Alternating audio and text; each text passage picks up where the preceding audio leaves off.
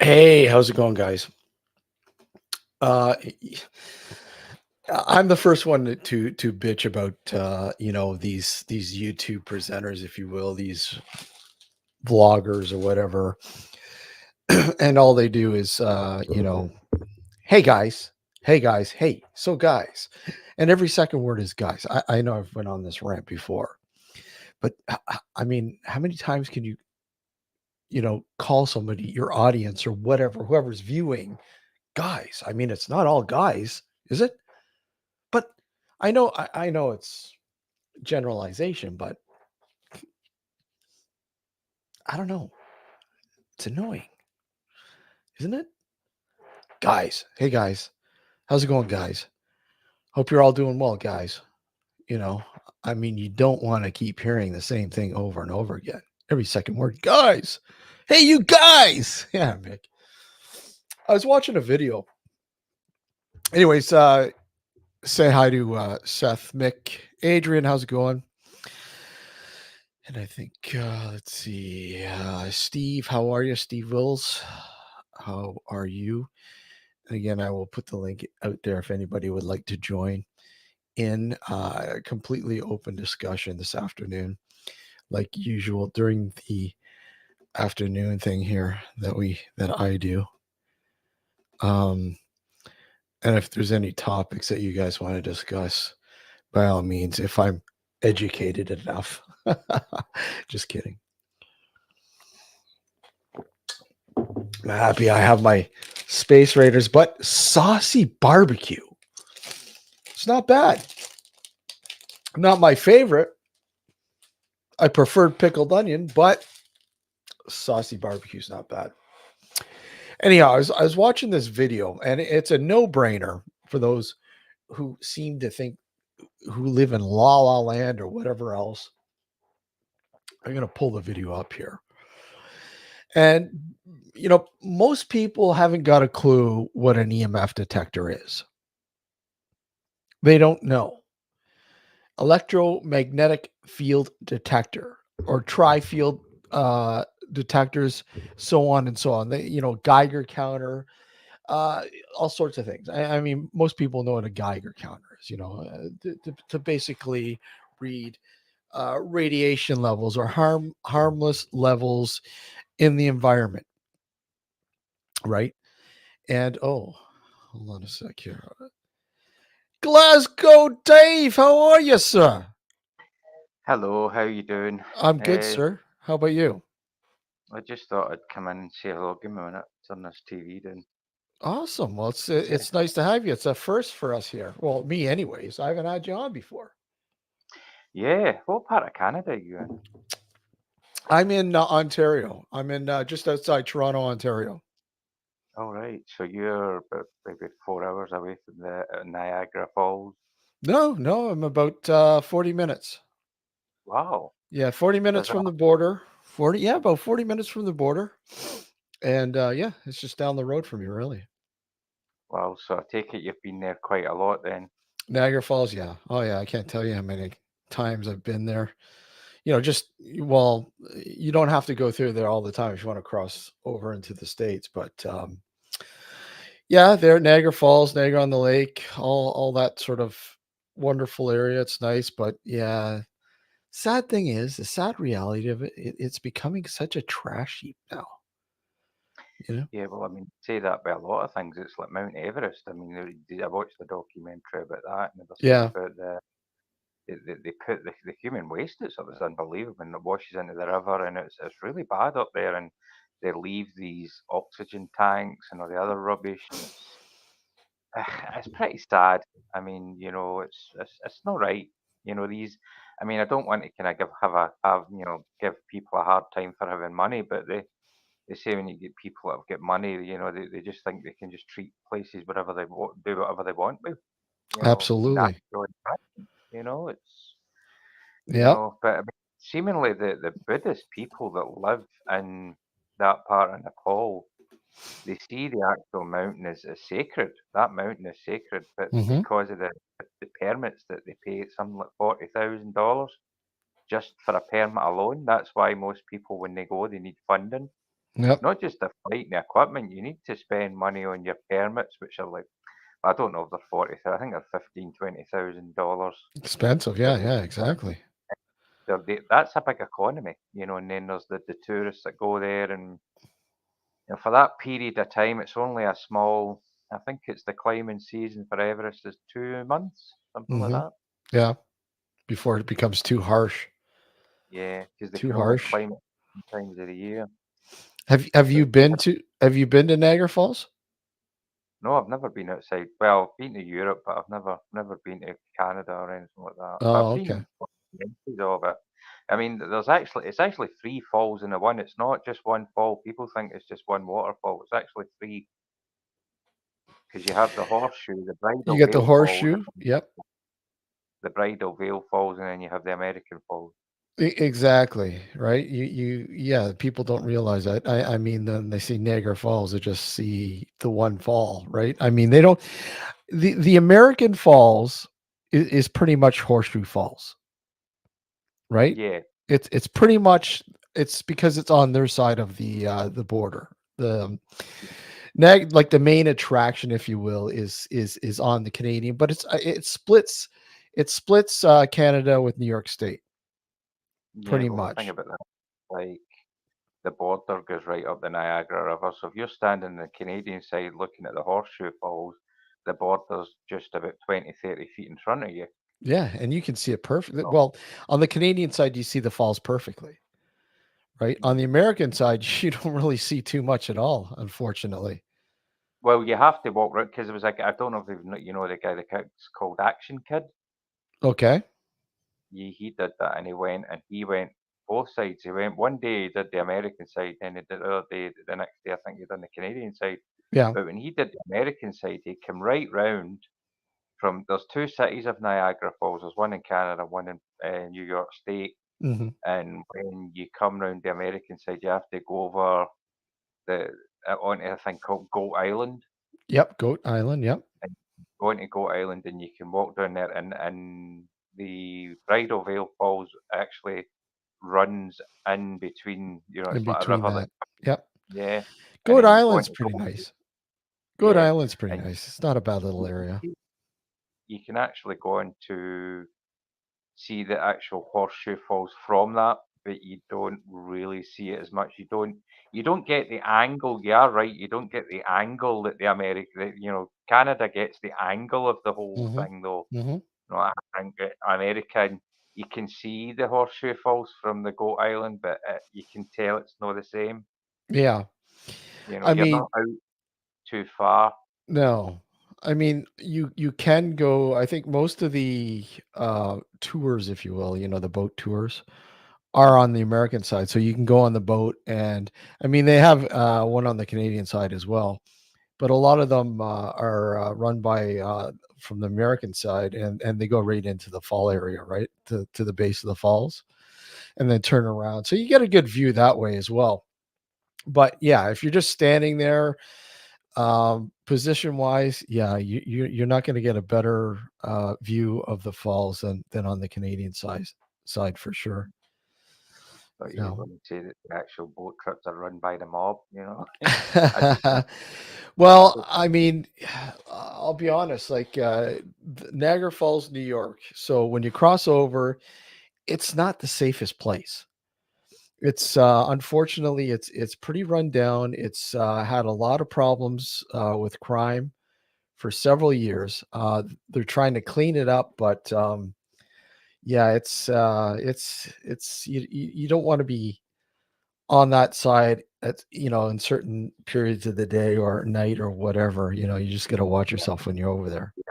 that yeah, I've heard because Niagara Falls, like any city, is a city.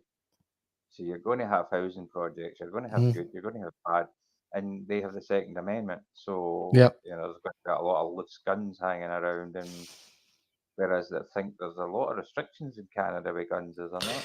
There's gun restrictions. Yeah, you have to be registered, and you have to yeah, they have to be locked up, all sorts of things. It's you have to yeah, you have to be registered. They have to be registered. If they're not, then they take them away. In the US, it's supposed to be that way. But unfortunately, there's just so many of them, and so like a lot of things, there's a lot of things that aren't registered. So you have a lot of you know,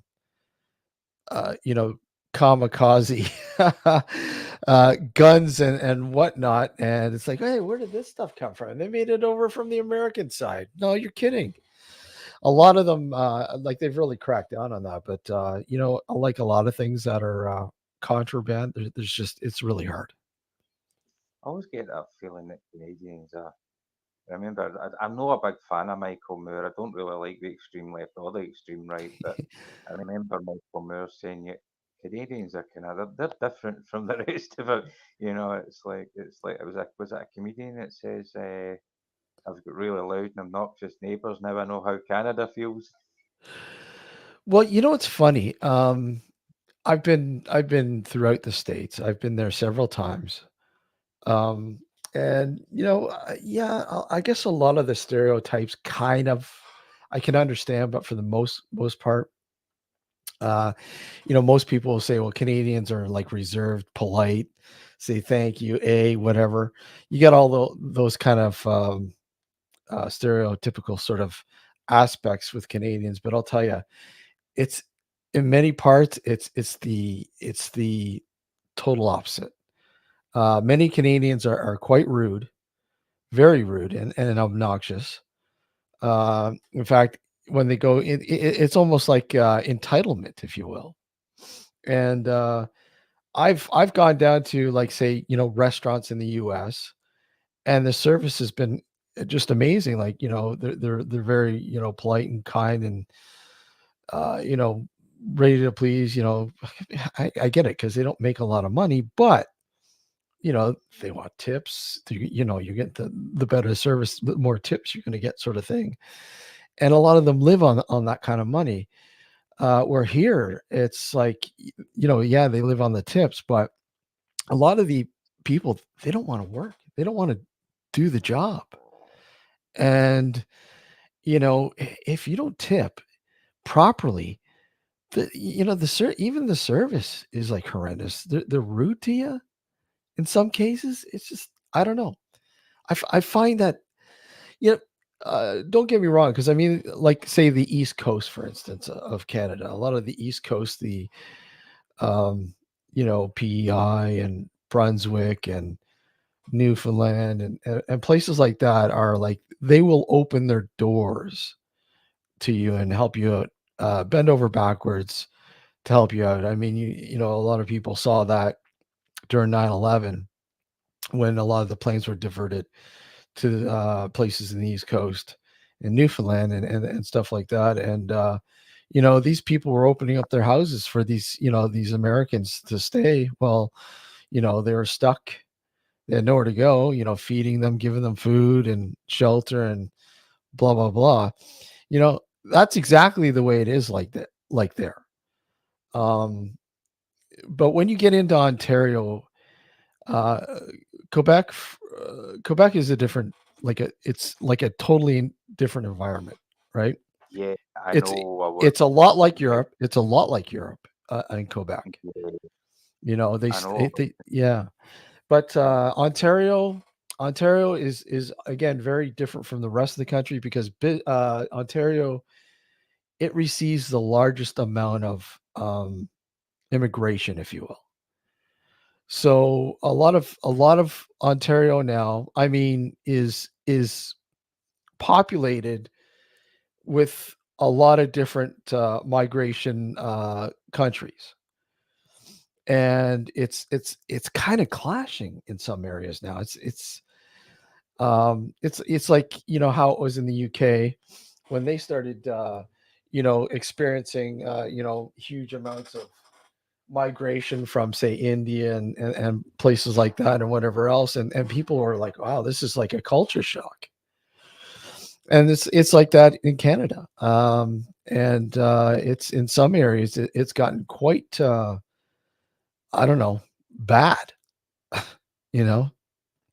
So Ontario, you got the prairies, which is like literally just farming. It's just really that's all it is. It's flat farming. That's where a bulk of the Canadian crops and food and supplies and all that come from the prairies. And then you got BC. And again, BC is like an entirely different vibe when you go out there. It's I don't know, it's kind of like an American state, but it's not. It's kind of weird. Yeah, It's kind of weird to but I mean the issue is that much of Canada lives along the American border. I think well, 90%. I think it's about 80% or something, or Yeah, 60% of Canadians live right next to the border. exactly. Because if you Eh, go further north, it just gets too cold. Well, But I it's not watched it's not that it's cold. It's very desolate, right? I mean, you got a lot of forest. Like you're talking about you're in the middle of nowhere. Like you're lost, you get lost. You may never make it out, man, right? well, yeah, well, I mean, I watched it was a woman that I know, and she does a podcast, and she lives in Quebec, and she was saying that every single county or every single state or territory in Canada signed the Human Rights Act, but Quebec didn't. So they have language police in Quebec. And Yeah, I was speaking to a woman from Canada. I thought she was American. I seen her at the bus stop, yeah. and I heard her accent. Said, what part of America are you from? She said, what part of America are you from? And she says, the Canadian part. And But she was telling me about Pasta Gate, which oh was something that yeah, happened Quebec, and it was the word pasta is the same in Italian as it is in French or English or whatever. And yeah, it was on an Italian menu, and this woman who's a head of the language police, because if you don't speak French in Quebec, if you're like a newsagent owner and you walk into a shop and that person doesn't speak French to you, you can report them and they can be fined. yep, And it's yeah. just unbelievable. It is, and it's a It's part not of just wasting more can people that speak English. Can you imagine if you walked into a Chinese takeaway in Quebec, or even if I was to do that in England and say, or Scotland and say, right, I went in there and they were speaking in Chinese and, I want them fined, you would be absolutely hung, drawn, and quartered as a racist. You would be absolutely ostracized. You would not be able to work. And I yet they know. can do that in Quebec. It's unbelievable. Quebec has always been a sore spot because again, um, they've always wanted to be separate from Canada, right? Hmm. And because it's the last stronghold of like French culture in North America. I mean, you have French cultures throughout Canada, and I mean they've done everything to try to appease them by making Canada a bilingual country. You have to learn French in school. I mean, I have a French background, but I mean I never use it. I never use my French background. Probably Never because have. you don't live in Quebec. You don't really No, I need don't to. live in but my family, half, like my one side, my father's side, although he's from Northern Ontario, his family is from Quebec. It's French speaking Quebec, right? So a lot of Yeah. people people from France would say sloppy French. Yeah. Well, the thing is that I mean, they speak French in Quebec, right? They're French Canadians, but I mean, is the French that they speak the same as the French that they speak in France? Is it No, a no, different it's. language? I mean, they can understand it. If a person from France comes over, they can understand the French, but it's like a dialect, right? It's a slang, a lot of slang that they don't understand that has been filtrated into the French language over the years. But and that's why many of them will call it sloppy French, um, and or lazy French. You often hear that, and yeah, there's certain. It's like you have the English aspect of Canada, right? Because I mean, for years, majority rule was obviously was the UK, right? England, and a lot of the people that came over were English, and of course that changed. I mean, my English is very different from somebody who's from England. Obviously, Yeah. you can tell the difference, right? It's like Yeah. with you being in Scotland, your English is different than you know England English. Yeah, well, the thing I was going to say about that is like, yeah, I spoke to a woman in Canada on site chatting one of the channels, and there are certain words. See, when you're typing something, you can normally tell when you're talking to an American. Like Hmm. the word tire is spelled different, the word color is spelled different. Yeah, They're different words, different terminology, like yeah, sidewalk, pants, pocketbook, stuff like that. It's like, a purse in America is an actual handbag. yeah, We call them hand. Whereas if a woman was to say, "Oh, I've left my purse in the thing," it would be like a female wallet, like an actual purse. yeah. Hmm. It's like if I was to say, "Oh, I need to go and get myself a new pair of pants," it would be like we would see that as underwear, like boxer shorts or Yeah, white print stuff like that. yeah, But I mean, even the words are different, like color, tire. Tire is spelled. We spell tire with a Y. yeah, yeah, yeah, yeah. But you Exactly. but Canadians actually spell how do you spell colour in the English speaking part of Canada? Is it COLOUR? Yeah, same as Colour? you. Yep. Yeah, that's what I'm yeah, it's strange that, isn't it? But you Americans don't spell use the tire U. that's right, but the Canadians spell tire with a Y, Yeah, it's. Oh, Americans? No, they spell it with I. but do you spell it with a Y? No, no, we spell it with Alright, an so I. that's it's a tire, wow. No, T Because I R E. Yeah, tire. my friend was getting out the back of the car because like, I had to go and pick up a fish tank that somebody was giving her. And she had to sit in the back of the car with the fish tank, and then when she went to get out, she couldn't get out because the door wouldn't open. I said, "It's all right, I'll open it for the outside." And I thought it was how you get the cable inside the car that can snap when you're opening the car door and it needs to be replaced. So I've got the manual there. I'll go and I'll look this up and I'll try and fix it, all the rest of it. And then all of a sudden, I looked down and I seen the little Phillips head screw socket, and I thought, "Oh no, that's the what do you call that? The child lock." And I went and used my key to change it, and it didn't need to be fixed. It was a child lock that was on, Yeah. you know. Yeah, yeah. When I go down to the States, there's been a few times that they didn't think I was Canadian. They thought I was English, and I'm like, "How do you figure I'm English? I'm from Canada." "Oh, because you like this or you say that." And it's okay. It doesn't make any sense, but whatever. Yeah. It's weird. Like tea, for instance. I mean, if you order a tea in the US, they automatically think you're English. But the thing is, in Canada, they use drink a lot of tea. I thought Canadians and Americans were pretty much the same when it came to that. I always thought that you don't drink tea, like not the same tea we get. Yeah, I mean, yeah.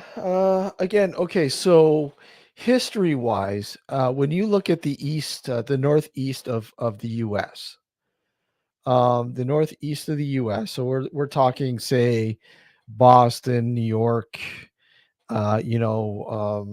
Maine, uh, sort of the New England states, Vermont, those areas still are very steep, have very steep English roots as opposed to the rest of the country.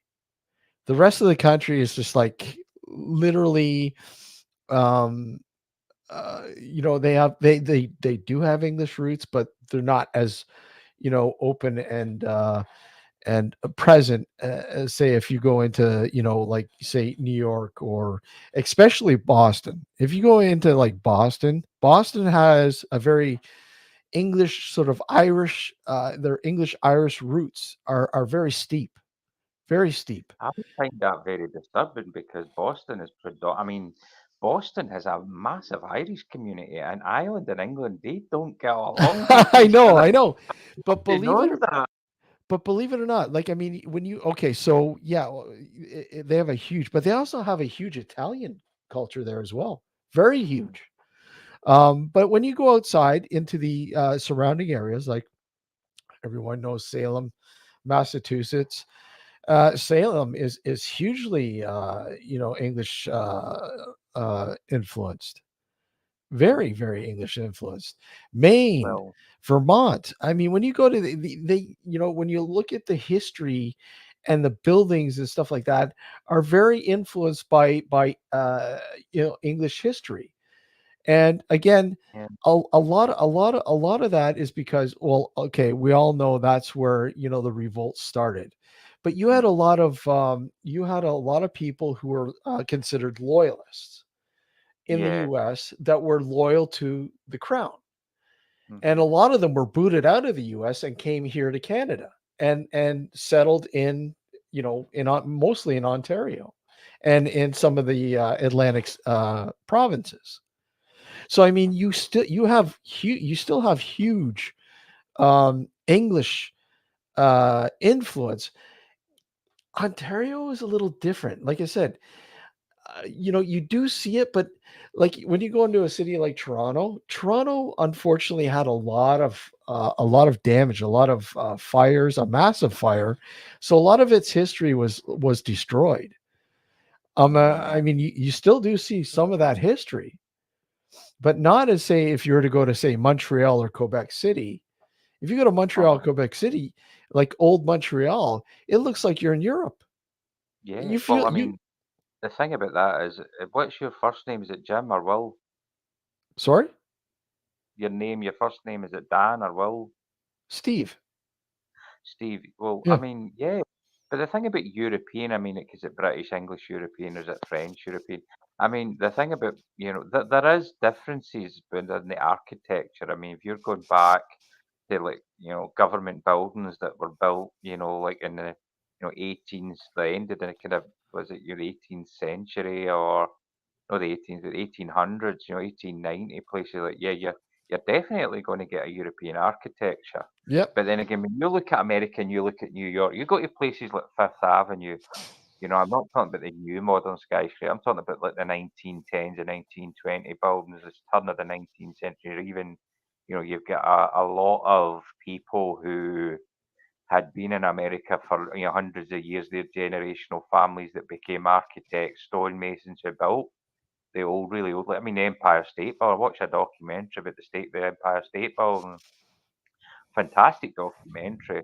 You know how they built it, and it's you know it's a listed building. It's a beautiful. I mean, some of these old buildings are beautiful, Steve. Yeah,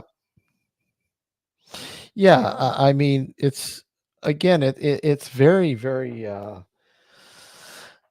like I find when I go down into again when I go down to the U.S. and I go into Boston and these surrounding areas, not Boston. Boston is very historic still. Has managed to keep its history alive.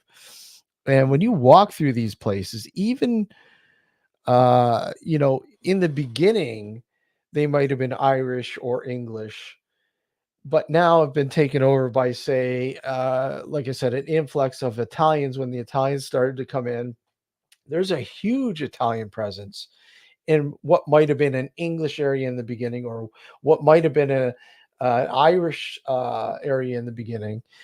It's still like when you walk down it, it's literally Italian influence with the restaurants and the shops and stuff like that. But again, when you go to surrounding areas like Boston, or sorry, Salem, or Charlestown is another area. You really see that English architect. You see that English Yeah. influence Uh, still. one of the things that I seen, and it was with one of the YouTube videos that I saw, it was a guy that was walking through Boston, and he did Boston. And yeah, you're right. And one of the things that he did, he came up to it was a traffic light, and they looked very British, like American and Canadian traffic lights. You know how they've got the traffic lights that are way up high. Like if you're coming Yeah, to a big junction, they're actually yeah. above the road, not at the side. Well, these ones had like they were like really. They have the protective, very very big. You know how they've got the rim, the black rim around them, and then you've got it's rectangular with a white border, and they looked very, very English. And yeah, yeah, I know what you're saying. That yeah, I mean yeah, very English. But that's where the revolution started, Steve. That was the Boston Tea Party, Steve. Yes, Steve. It's cup and char. Exactly. Pizza. Pizza. Nothing like the pizza cup and char. Hey, Green Diesel. How are you? Yeah, it's the Boston Tea Party. Boston Tea Party. Yeah. But the thing Yeah. about that, somebody told me, I'd heard, I don't know if it was true, that somebody told me that Britain didn't really want to go to war with America, really. That war was like most wars could have been avoided, but I mean, it was something to do with the tax, and Britain says we're going to tax this, and that's when Americans went, oh no, we're not doing that, and it was like, and I watched a documentary, and it was really good. I mean, I fell asleep on my couch, and I've got the YouTube on repeat, Hmm. so I'm kind of hearing it half sleeping, and as I woke up, and I'm like, and it was a documentary about the actual revolution itself, and it was fascinating how there was so many different places. It wasn't just an overnight thing. It was, there was townships rising against other people, and it was like, it was like an actual civil war. The people were like townships were fighting against each other. The Brits sent over troops to subdue the uprising, and it was like, and the people really needed to fight to get what they wanted. It wasn't just, "Oh, we'll just give them it." And even Britain, and because I've always thought there was only one war between America and Britain. There wasn't. There was two. There was the War of 1812 as well, which I only Hmm. really just found out when Britain thought, well, let's just try and take them back, and they went back over, and they got beaten again. So the Brits get beaten twice. I never knew that. Well, yeah, yeah, but at the same time, when you look at when they're defending, I guess you know the Dominion of Canada or whatever, um, places like Western New York and Vermont and Maine, and at one point that was British rule, and Yeah, and then all of a sudden, the Americans, the revolution, or however you want to look at it, as they were perceived back then, fought back to the point where, yeah, Niagara Falls, the Niagara River, Niagara Falls area was like you know, the in between, the standstill, even though the Americans did make their way into Ontario and did take some areas up, all the way up into, excuse me, Hamilton, which is about 40 minutes southwest of Toronto. Um, but managed to, again, the Brits managed to fight them off and fight them back down. Go past the Niagara River, and hold fort there. Yeah, I mean, it could have been like the guidelines could have taken shape any which way. It's Well, like, I mean, at one point, I when mean, when it comes to a coin toss, without reducing it, I mean, it can fall either way. Any war can go any way, and that's the thing. It doesn't matter. I mean, there've been so many wars out there where the little guy has won. It does mm, happen. It's rare, but it can happen. And what I don't understand, Steve, is I understand Quebec because Quebec was like mostly like French Canadians, but I don't understand why Canada is separate from America. You understand where I'm coming from? well, You okay, can't so get when both colonized roughly about the same time by more the same people. Why was there a separation? uh, well, you got to remember that for years, I mean, we're talking late 1500s into the 1600s. Um, there were traders, right? Obviously, traders in northern Canada. It wasn't northern Canada at the time. Um, and you had your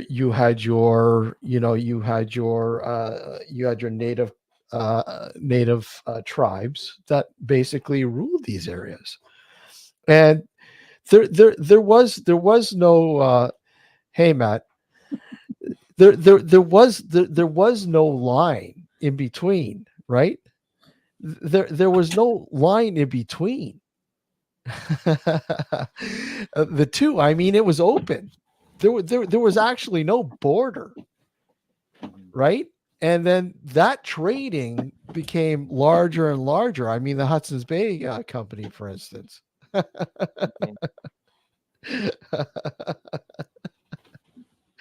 uh, how you doing? Not too bad. A mate of mine's got this car, and he basically likes cars. He builds them, and he's been doing it for about 19 years. He's worked in them, he's bought them, sold them, and all that. Anyway, he got out of it the other day. Just give it up. Really? 19 No, years. no, he's still doing it. He's I still just thought doing it'd be I just thought it'd be funny to say he quit on it. Yeah. You on your Anyway, camping glass table tonight, Matthew? on Consheng Radio, quite good. You can hack them, and you can put firmware on them that allows you to have a spectrum analyzer on there No way. for less than 20 quid. Yeah. We're on Timo. Sorry, what were you talking about? Timu? What were you Oh, talking about? Sorry, guys. Dave, Dave was just talking about, he can't understand the differences between America and Canada. Why is it Canada that 51st state? I mean, a lot of people would consider us to be the 51st state, but I don't know. Yeah, they're only prepared to allow you one state for the whole country. Well, Yeah, there we go. when you look at That's how much they think of Canada. It's like, no, you're only going to be one state. Yeah, right. it's too cold. They don't want to come up here, Dave.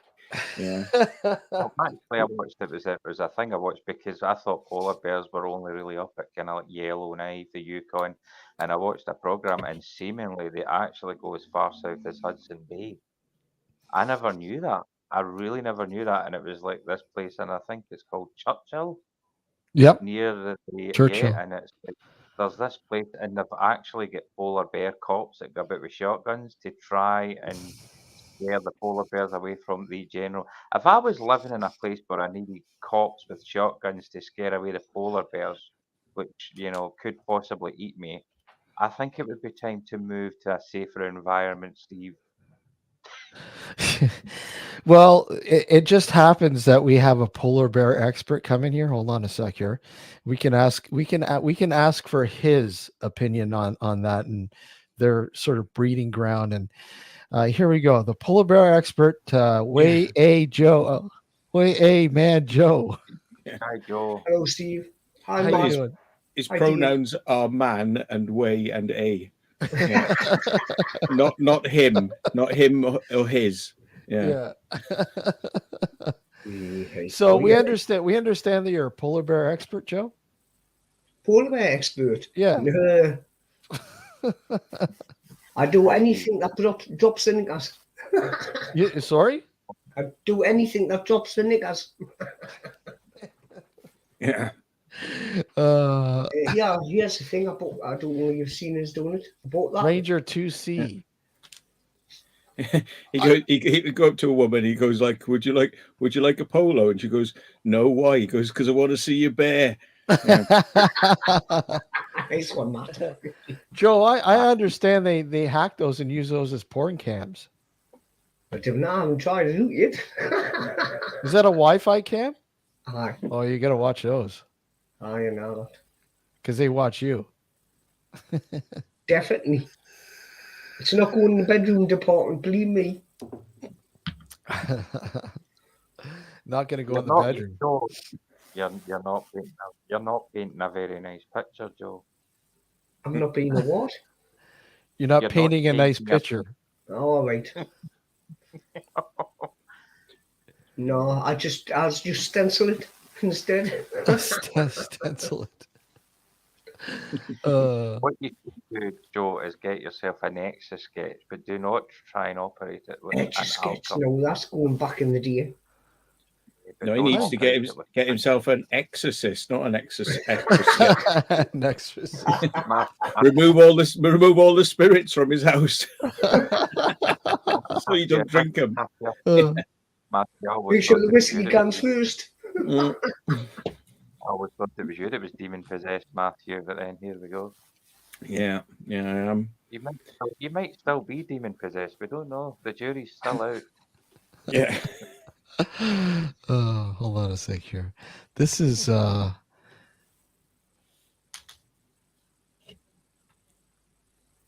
here we go. Stop. Anyway, I'm going to go and paint my bedroom, use the toilet, and then watch Benfica beat Rangers beat Benfica on the TV. So I'll let Tell you the go. truth, you're weird to get hammered on your spirits. Here, we're Well, gonna do some- What you don't fall asleep, between getting up and going to the toilet, because you think you're pretty comfortable there. As Years long as after Rangers we've got full of Benfica goals tonight, here. I don't care.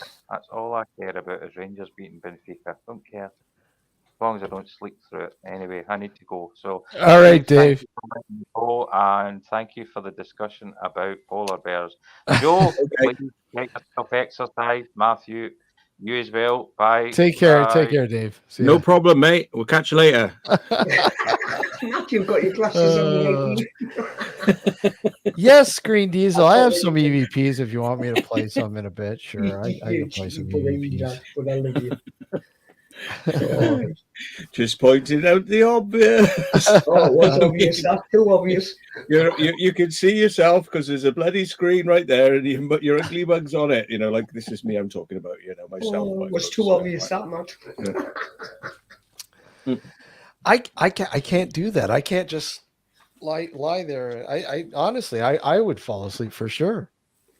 My double chin is bad enough when I hold a camera up and I go like that. Yeah, exactly. So I've got to try to. It's one of these camera things, like you got to hold your camera out and then put your neck out, and sort of like look like you haven't got a double chin. I still haven't got cotton onto it, Yeah. Give me shit, boy. Come here. Yeah, yeah, exactly. Yeah, I'd fall asleep for sure. That's what I mean. I remember one of the first times I was watching Gareth and one of his Friday Night Howls and Crazy John was on there. And I'd never seen Crazy John before. And he's in his lounge chair and he's all back like this. And I'm like, is that guy fine? Is that guy awake? Is he awake? So his head's Yeah, still to the side, isn't it? yeah. I'm like, is he awake? And then all of a sudden he would talk. He's like, oh, he is awake. Yeah. Man, I'd be sleeping. I'd be falling asleep. Here's my impression of Why I Man Joe. You ready for this impression? Ready? How is Three. Matt? How is it? No, ready? 3, 2, 1. There. No. 1, 2, 3. Yeah. We can all do That's that. my impression of Why I Man Joe. You remember? Yeah. Matt, can you all remember when that? Let's all do it together, look, like professionals. Professionals. Hello, everybody. How are you tonight? I wouldn't want to waste this lovely background up here, you know. I'm just like thinking of you folks. Back then, man, Christ. Uh, I remember that time when I fell asleep though. which time? Which time? There was a couple times I was on, and you were on there. You fell asleep. It's a good job this chair's got stabilizers. Oh, imagine that! Yeah, somebody falls asleep. I think once we did have you come on a live stream of ours, and you actually woke up, you know, during the whole of the live stream. So it was quite unusual. But, you know. Oh shit! Yeah. I remember that.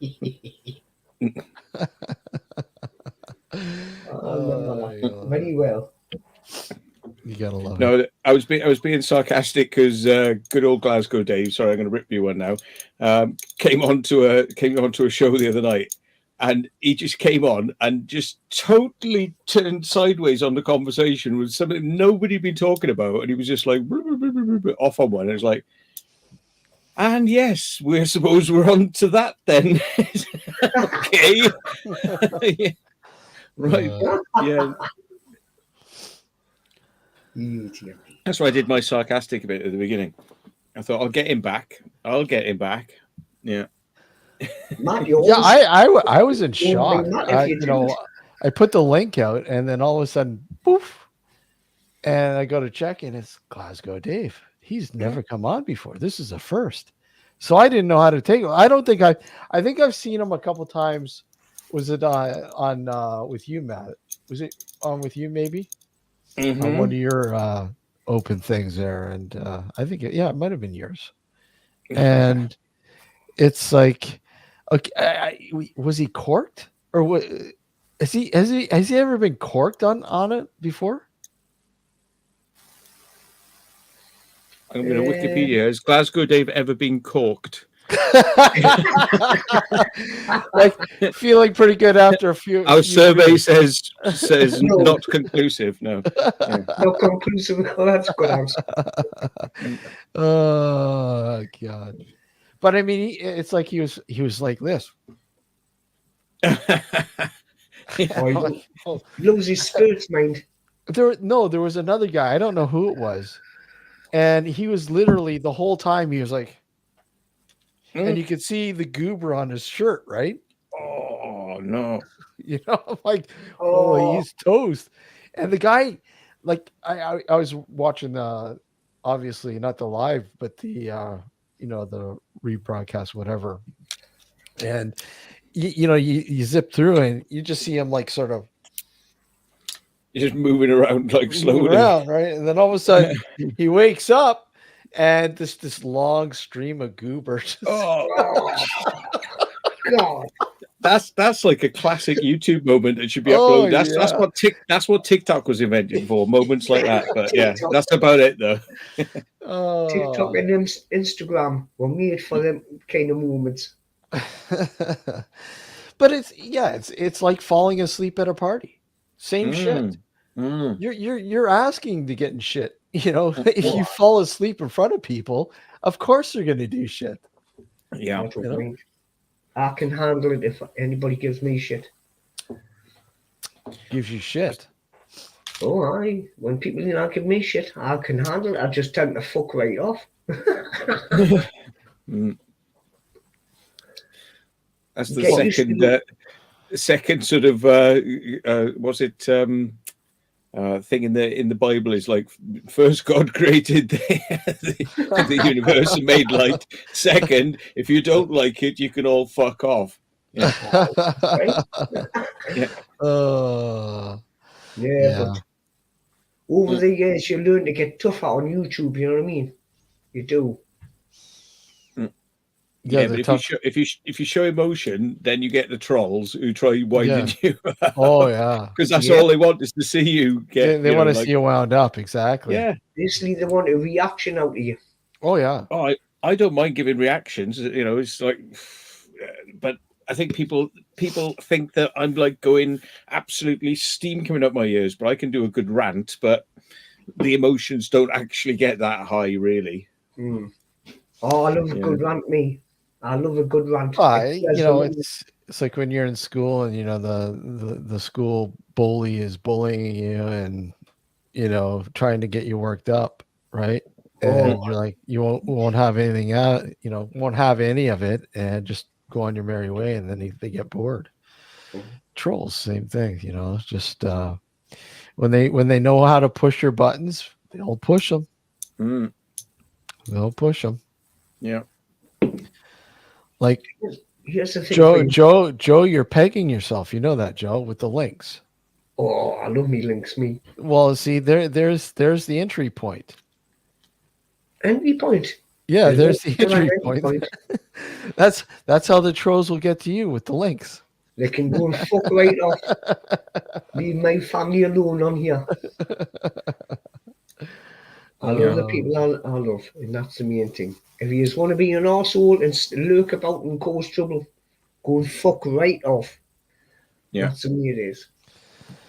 Absolutely. I know who's the urbexers, I know who's the professionals, I know people that give me ideas to do things, and thank you for that. I'm not going to say any names. But no, I've changed a lot over the years, especially. But no, I couldn't give a shit about them lurking about and causing havoc. As long as they leave people that I like alone, you know what I mean? And let them get on with doing their job. Somebody, he was saying that you crashed your drone? No. You didn't crash your drone? No. See, there you go. See, I am spreading false information here. I wanted to get a reaction out of you. Steve, you have a guy. I knew what you were hitting it. I lost it in the bush. You lost it in the bush, huh? You got it back though, yeah? Yeah. I had to reinstall everything, I just cleared the whole lot, a day I knew it. So when you lost it, like, how did it just flew in the bush and you couldn't get it out? Like, what do you mean? What it was I lost satellite connection. Oh yeah, okay. And then once I lost that, it was keep coming up return to home. But I don't like to press return to home because it can land anywhere. Yep. If it's lost your home point. Well, no. If it's lost its satellite connection, then it won't know where to fly home to. Full stop. Not exactly. But so are you meaning you lost your signal so you couldn't see it anymore? Yeah. Yeah, so it's still got its satellite connection. It still knows how to go home. So you can let it go home as long as you get it up so it goes up high enough to clear trees and buildings. Yeah. But very few times have I ever had to use it. And it's only until it gets close enough for the signal to come back. But yeah, I've never really risked using return to home or put myself in a situation like that. But I've lost drones where the signal's gone and the drone's gone. That's it. It's just flown into the ground. So it wasn't just, it was a bit more serious than that. Which one do you have, Matt? Which drone do you have? I got a Mavic 2 Pro and Mavic 2 Zoom, which is the one I really like when I'm doing like dangerous sort of things where I don't want to let people know that we're there, because you can fly it up so high and it'll zoom in 20 times. So you you can take something as a spec and make it really big on screen. Now, you're so high and far away that people can't often hear or see you, and that's pretty good. But I've got to be honest, the flying capabilities of the Mavic 3, which I just got, which means I'm going to get rid of probably the Mavic 2 Pro, far outweighs anything I've ever had before. Yeah. I noticed with not a criticism, because I mean we've all done this, but I've noticed when I've seen your drone footage on the like the title sequence and you're flying, one of the biggest problems is the tiniest movement of the left-right yaw, and it bloody goes bananas, doesn't it? Yeah. Right. Got to Well, fine guess what? tune it. They've got you can fine tune it to make a sort of dead spot, so you've got more latitude, and you can turn down the amount of yaw control, but it's still too much. It's like What's any that? Wait, movement, and it can move. Now we've all had it, and it really takes like fingertip precision control on that hand to kind of get any sort of smooth footage. But the Mavic 3, they've solved that. You know, like the gimbal up and down has a smoother, so when you let go of it, it slows down to a stop. And when you start, it moves and then slows down to a stop. But they've done that with the yaw now, so you can introduce a kick by mistake. You can introduce a kick, and it'll just start smoothly building up to speed. And then when you let go, it'll slow down the yaws. So, yeah, that is absolutely brilliant. It makes it kind of hard to cock up your shots. You'd have to be so violent with the stick now to kind of get it wrong. Yeah, I know what you mean. Yeah. But no, it's Matt's just hit the nail on the head. The yaw on your left-hand side is dead. Well, they're both dead sensitive. You've got to watch. You've got to get your sensitive, because even when you've sorted your adjustments out, even in slow, I've never done sport on that one yet. Because that eats your battery, the sport mode. Yeah. But I'm amazed though, Matt, with these guys that have these drones, and they literally race them through like an old warehouse or whatever. FPVs. Like that. I mean, the precision with some of that shit. I mean, and that's not to say that I'm sure these guys have like smashed a few of these drones doing that. I bet it's been plenty crashed. But I mean, and we're not talking about these things aren't like those type of drones aren't cheap, are they? A couple of £100. Yeah, and cheaper they're quite DJI. tough. They're quite tough, a lot tougher than a lot of other things that people fly. You know, you can smack them into a wall, screw a new propeller on, and start flying again. They're pretty robust. I've seen people putting them into the ground and just picking them up and sort of dusting them off and fly again, so they are different. But yeah, the types of maneuvers they do there is almost they're putting in the stick movements before they've even got to where they need to go. It's like before they turn right, they put the right turn in as they're reaching the target. You know, it's kind of like they put it in beforehand. It's like if you want to go up, you've got to put that in like a second before you want to go, because it literally needs to build the momentum to get up there. It won't immediately do what you say. You know, it's kind of like you're traveling at a lot of speed. You push the stick, it's going to curve up, so you have to anticipate when you're going to hit the wall, and before you hit it, then go. So yeah, it's a lot to do with pre-planning. I suppose when you see something coming towards you, when you have to put this movement in before. It's not like you or I would fly, which is like fly, do what I want, fly, do what I want. They're like they're thinking a step or two ahead. It's like, I'm going to go up here, come up, flip down. I should be over the target, come down 1 second before I hit the ground really hard. It's going to be pulling back on the stick and then put the other stick in. It's like they're doing all those movements before they got to that point. It's like, So Steve Wills is asking, what's the deal with the jailbroke spectrum analyzer?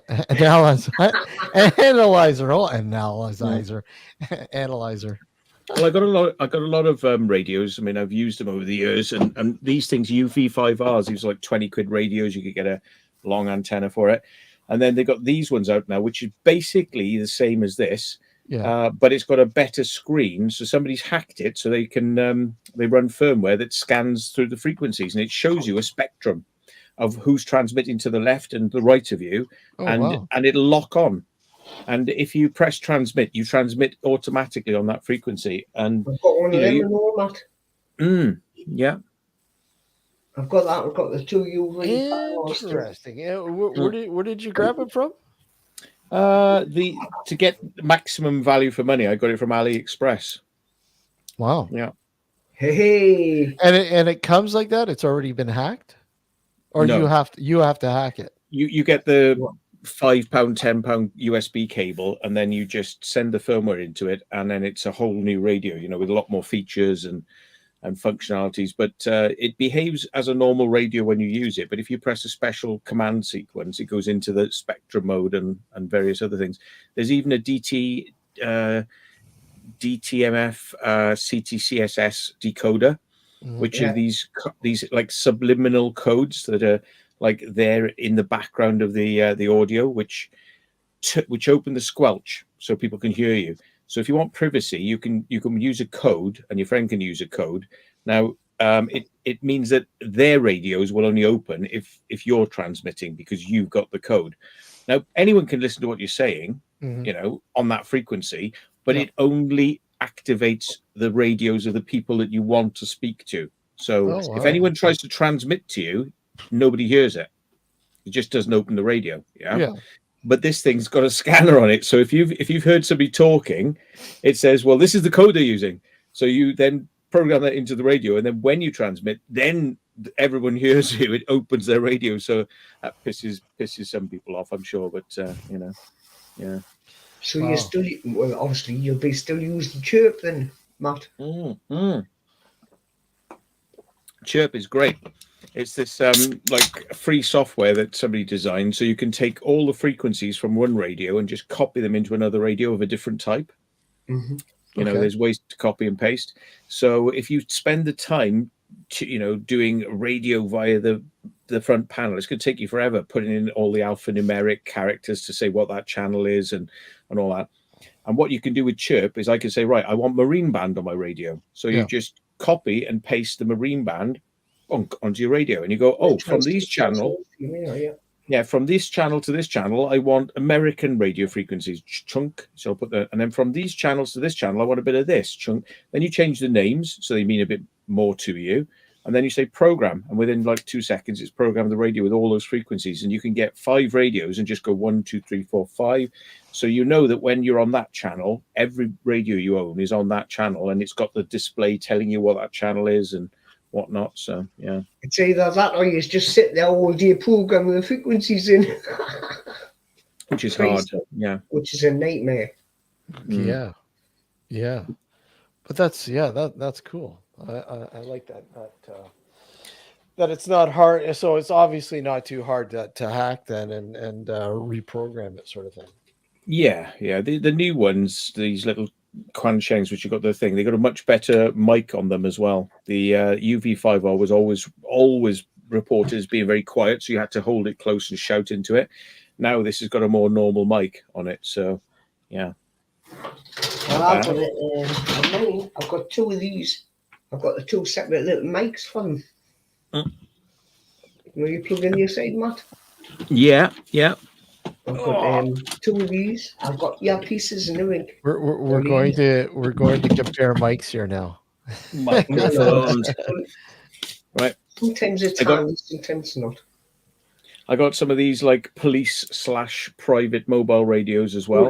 And yeah, somebody was selling them on eBay for like 30 quid for a job lot of 5. And I thought, well, they just haven't got the batteries on them, and some of them don't have the knobs on them. I thought, well, could they work? 30 quid? They're going to be knackered, aren't they? Nope. Every single one of them worked. They're digital. Wow. So they digital radios. Yeah. But you can program analog frequencies into them as well. So it's got 15 channels. Now, I could use these for radio amateur stuff. I could say different repeaters, different frequencies, and then a couple of channels of digital to speak to my mates, you know? Yeah. So, yeah. Good stuff. Yeah. It's just like, I like playing around with radios and programming radios and just seeing if they work. You know, it's part of the ham radio stuff that we kind of are interested in. Yeah. So you're into ham radio as well? Yeah, I got a license. Yeah. I listen all the time. That's one thing I never got into, and I don't know why. It seems interesting, ham radio. It is. It can be. It's kind of nerdy, but it forces people to learn before they use. Whereas CB radio, which I used when I was a kid, you know, it's just grab it and use it, you know, and don't know what you're doing. And you make a lot of mistakes. You don't even know you're making the mistakes, but things might blow up, and you know you're not getting very far. Your signal. I repaired plenty of them in my day. Yeah, but I had a thing when I was a kid. I really wanted to speak to somebody from the United States using a CB radio. So I got a slightly illegal one that could transmit on SSB, I'm which not is saying no. I know what you mean. yeah, SSB sidebands, and it was on the 28 megahertz band.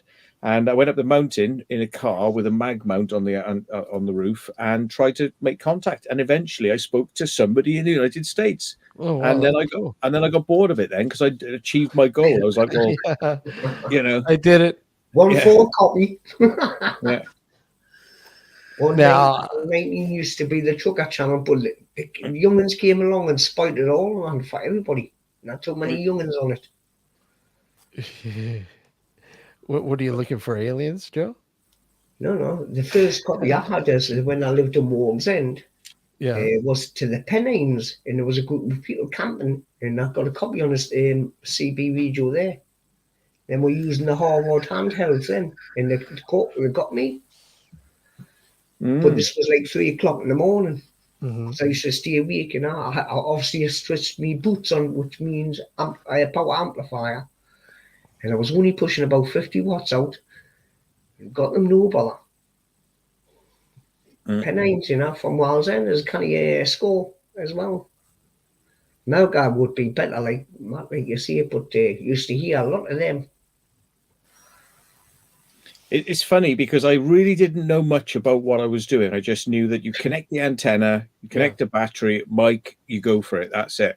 Now, if I knew what I know through radio ham stuff, you realize that you could get to America quite easily, like with 5 watts, which is nothing, at the right time of the day, using the right antenna, and things like that, and there's subtleties, and it's like CB radio is like, oh, I just bought a monster truck. Yes, got loads of power, and then you just smash it into a wall because you don't know what you're doing. It's like great, that's CB. Ham radio is kind of like taking something that you would never think could do what it can do. It could speak that far, and getting the most out of it. Because you know what you're doing. It's kind of like looking at it from the other angle. No, and. You said time of the day. So what does time of the day have to do with what is it? Just I don't know. What do you mean by time of day? Like when the sun comes out, it heats a part of the atmosphere called the ionosphere. It heats it, and then it kind of opens up to become like a little radio mirror. So if you imagine I could shine a laser into a mirror and it would shine across the room. Well, if you keep doing that, radio goes around the planet. It goes up into the mirror, up, down, up, down, up, down, and it pops out somewhere else.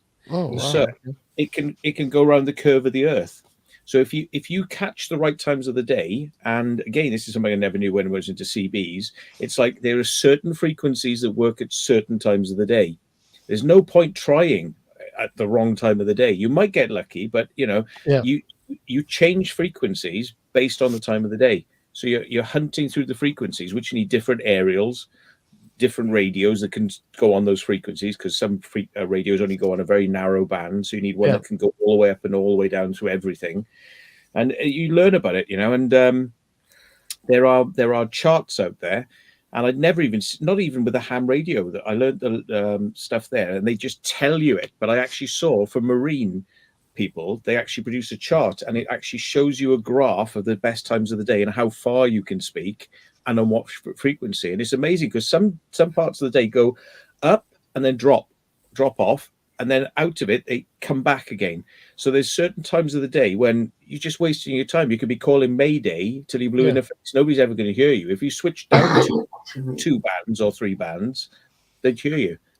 So you really do have to know what you're doing. It's a subtle art, and I didn't realize it until I got into the ham radio stuff. There's a lot more to it than meets the eye. And I mean, the reason why I asked that, Matt, is because you look at, say, something as simple as, say, AM radio, right? And the quality of it differs. With, say, like a bright sunny day as opposed to a cloud covered day, where the cloud covered day, you'd go through pockets of, getting bad reception. And then, you'd get a little closer or whatever else, and it'd come out and be okay. But I mean, and then there's other days where it's bright, sunny out, and you have no problems at all. So that, I mean, are we talking about a similar sort of scenario? Well, the thing with the general broadcast bands like the Yeah. AM long wave, medium wave, Yeah.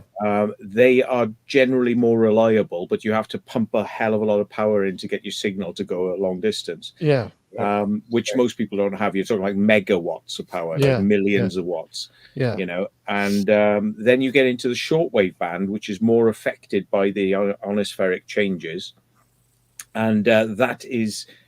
It depends on the time of the day. Again, they're still pushing megawatts, a lot of those transmitters, because they can overcome the fact that the signals aren't reflecting well.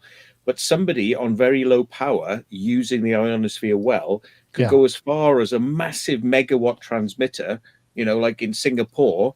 You Yeah. could speak to somebody in Singapore on 5 watts, you know, Oh wow. if you got the Okay. right conditions, if you're lucky. And that's what some of the art is, you know, behind Atmosphere pressure that causes a lot of static and all in the air. So yeah, that's cool. That's cool. That's nice knowing that, because yeah, that's really that's important. I mean, wow. Okay, cool. and Something you hear lightning through radios, you know, like something you Yes. hear like click, click, click, click, click, click, click, and that's probably like lightning bolts going. You hear it on the radio. Yeah. Wow, interesting. Mm. Interesting. I mean, all this. sorry, what was that, Joe? I says I've learned all this. You didn't know that already? I'm just kidding. But I seen that I learned all this back in the day with CB radios and everything. Yeah.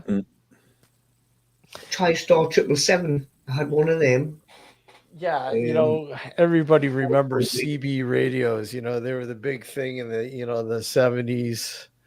The truck drivers and blah blah blah. But ham radio, I didn't even know what a ham radio was until I started listening to Art Bell and Coast to Coast. Mm. I hadn't got a clue. I didn't know ham radio. What the fuck's a ham radio?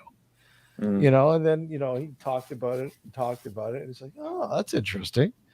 Yeah. And I mean, I even went out and got because he used to do the C Crane shortwave radios, and I went out and fucking bought one of those. Those things are great. I fucking love those things, man. Mm-hmm. And people are like, why the fuck did you buy that? It's fucking interesting because you can hear shit that you wouldn't hear on a normal fucking radio. And they're great. You crank them up. You don't need power. And, we're talking about if shit goes to fucking hell, you have a means of communicating. Yeah. People don't realize that. Because they rely on their cell phones and the internet. And, everything is fucking internet based now, that we forgot that, you won't be able to survive if you don't know anything other than what's relied upon with the internet. Now, well, they do recommend that you buy some of these cheap £20 radios, program them up, and then you put them in a metal bin and you dig that down into your garden, like about a foot down, and then if there's an EMP shock wave comes across, then after all that bombing and shit stopped, you can dig out the thing, open it up, and they won't be fried because the batteries will fry and the processors will fry, so they'll be useless. And a lot of ham radio kit is like that too, I mean, just because ham radio users can transmit when all the cell towers have gone dead, it doesn't mean they've got equipment that could do it, because the equipment will be dead. Yeah. So fried. Yeah, that's a good idea. I mean, and it's good to know that. Yeah, exactly. If shit goes to hell, I mean, these are things that you need to take into consideration if you want to make some sort of contact with somebody or, whatever. Yeah, that's, And I mean, most people, I mean, we're talking about 90% of the population they haven't got a fucking clue. They don't know how the fuck was I supposed to know that? There's a lot of people just They go out don't and care. live it. They don't care. They don't give a shit. I'm not worried about it. Yeah, that shit ain't gonna happen. But when it does, you're fucked. Yeah. You know?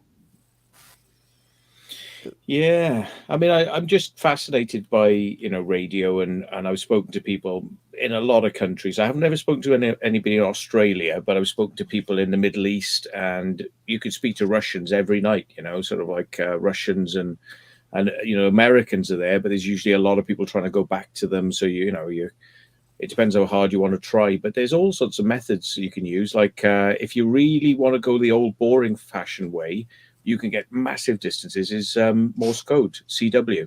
Yeah. But instead of having to learn it and do it yourself, which you can do if you're, that way inclined, you just program up a computer to do it. So you type your message and it just goes, and it does it for you. And then when you get a response, it decodes it. So you can have a conversation via text using your radio on very low powers to communicate much further.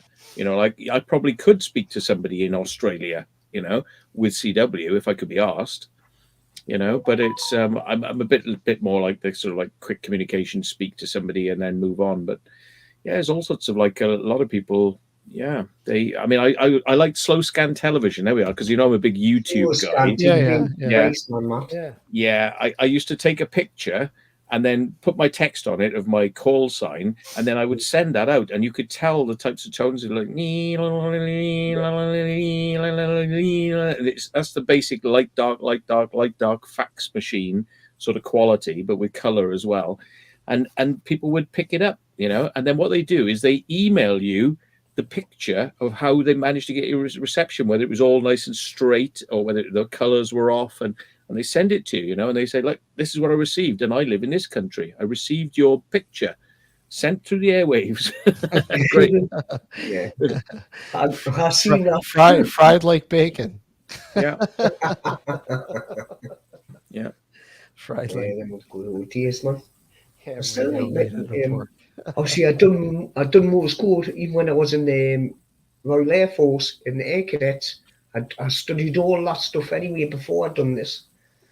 Morse code and that, and it's not many people on amateur age who use it now, Matt. It's mostly just word of mouth. You know what I mean? People know, but you still get Morse code on there. Yeah. Okay, I'm getting a refill. I'm going to play this. I was going to play this earlier before Glasgow Dave came on, and this is a no-brainer, guys. I mean, we all know was that. Disruption to your channel, did he? Yeah, no. Here we go. No, I only do that. AirPod on the EMF measuring device, and it's the same sort of location as the iPhone 6 was, but you can see we're getting measurements that are 10 times the EMF output of the iPhone.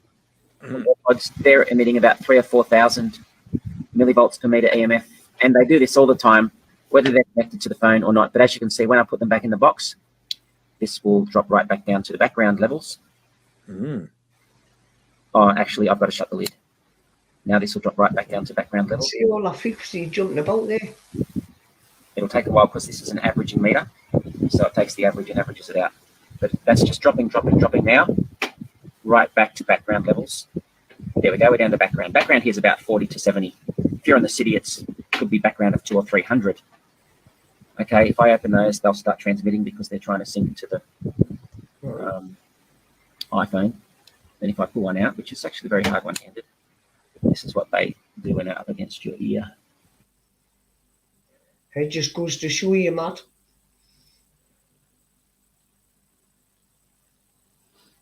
No sound. Sorry about that. Yeah, I muted myself. Hello. Where are you? What are you again? Facts. All I know is facts.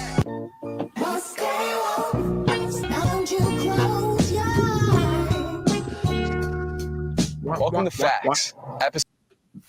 Facts. Okay, enough of that.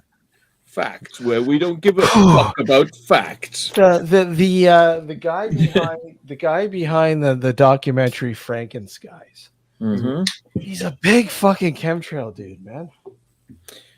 But sorry, I had to run do you know the big thing with the immediate thing that comes to mind is he's using a field meter, right? And there's a Exactly. reason.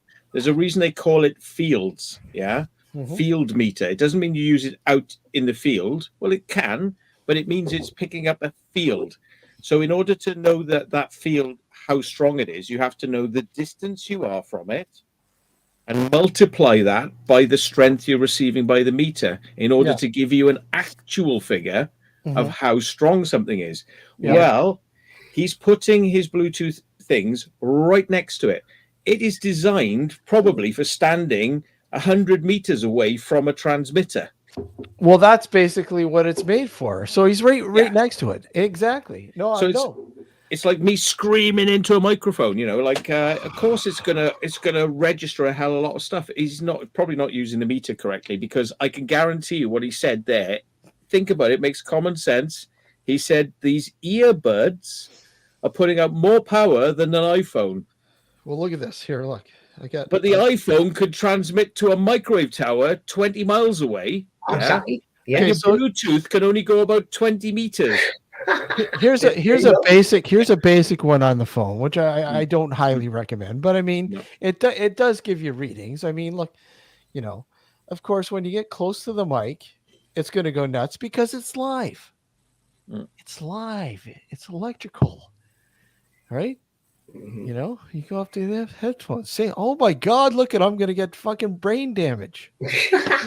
You know, it's like same as mobile phones. You see, people don't know 4G, 3G, 4G, and 5G, but they don't realise the radiation that's next to it. Joe, 5G is the end of us all. It's the end of us all. We're all dead now.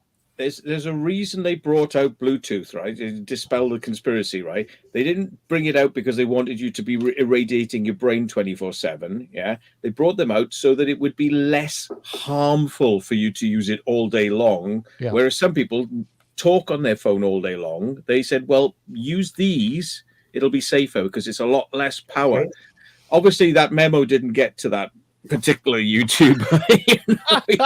he thinks this thing he could drive his Tesla off the power coming off his Bluetooth headphones. Like, yeah, right.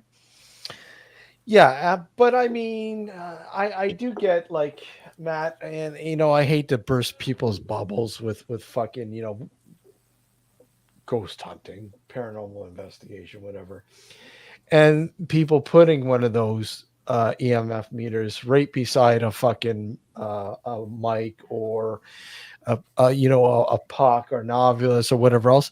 Of course you're going to get fucking activity. Of course you are. And it's never stable. It's always going to be erratic, but you're going to get it when it's placed side by side. So when you're telling people, Matt, it's the signs of something paranormal. I think we have a ghost with us. I mean, one of the big problems, I mean, I do think that mobile phones set off some of these K2 meters and things like that. Oh, absolutely. And, you know, the only way to be certain is for everyone to turn their phones off, you know, which obviously a lot of people don't go to the lengths of doing. Can't do it anymore. They can't. Yeah. It's like useless telling people to do that now. But I mean, sometimes, you know, there does appear to be reactions based on what's going on in the K2 meter, which doesn't appear to be from mobile phones. But, you know, it's kind of like, how do you rule it out? Do you rule it out by turning them off? So, but at the same time, I mean, you look at the quality of a K2 meter. I mean, they're obviously not on the higher end. When it comes to a field meter, absolutely not. I mean, it's lower, and the problem too is a lot of these meters, people are kind of, I don't want to say duped, but think, oh, it's a ghost meter. I gotta buy it because it's a ghost meter, right? They don't know what it really is, what it's made for. Yeah. You know, so half the time it's misused anyway. I mean, you can have a meter which will tell you if you've got metal in your walls, like, you know, they cost 20 quid, and you just take the front end off it. So you take some circuitry out to make it very wideband, so it picks up all electromagnetic spectrum. So now you've got like something that picks up every piece of shit going around, like, you know. And That's what the K2 meter is. It's just a very wide band. Wideband, yeah. Yeah. There's a lot of static shit going about nowadays, Matt. Who remembers? Static for what? Who static? Just static off. Joe, who things are you that giving like- static to? Who remembers rabbit phones? Can you remember them when they brought them out? Rabbit, and you used to see the little antennas on different shops. Then died death quickly. Then rabbit. Rabbit ears or something, was it? No. Remember you get mobile phones before the proper mobile phones. They used to get the rabbit phones. Mm. And every now and again, different shops used to have these little antennas with rabbit symbol, upside down, and then they used to. That's how you had to stand underneath the antenna to talk to somebody on this phone. But they didn't last long. Now we got that built into mobiles. Yeah. Yeah. Nice ideas, but it's you can see how you can know it's not going to work before it starts. It's like somebody just brought out an AI phone that actually has a symbol of a rabbit on it now, as you mention it, and this thing, you speak to it and you say, like, what's the answer to this? And it's like, and then it goes away and gives you an answer. And it's like you can get it to book your meals and do everything, book train tickets. And it's like, yeah, okay. But don't we have the technology to be able to do that in a mobile phone? So the moment this company comes out with this amazing device, which is a separate device, it's not your mobile phone. So it's a completely separate device, that you're going to buy that and keep that on you. So now you've got two devices just to be able to speak to it so it can do some clever AI functions. Well, hey, they're going to put that in the mobile phone within 6 months now. You've released your idea, aren't they? So your company's fucked. You know what I mean? Unless you want to start producing mobile phones, not like AI talkie devices, you're screwed. Because they're just going to put that in the phone and they're going to look at this new function. Or Apple are going to go, we invented this. Yeah. But Apple phone circuitry comes from China, everybody. There you go. Matt, if you were to design a tool to use in, say, paranormal investigating, what would you design? What would be something that you would sort of center on and say, hey, look, I think we need to do this? I suppose having a mobile phone, which could not only pick up mobile signals, but it could pick up wireless cameras and show you a multi-camera view of what's going on, but it's in your pocket, so you can just pull it out and you can look at the multiple views. And if anything moves in the cameras, it's like having a home system, like one of these big DVR systems, but just compressed into a normal everyday mobile phone. Now I know they've got systems like that where you can set up a camera system and you can have multiple cameras and it'll report to your phone. No. Yeah. I don't want this intermediate big box thing, Yeah. Just those cameras straight to your phone. That'd be kind of cool. That'd be cool. My cameras are wired into my DVR.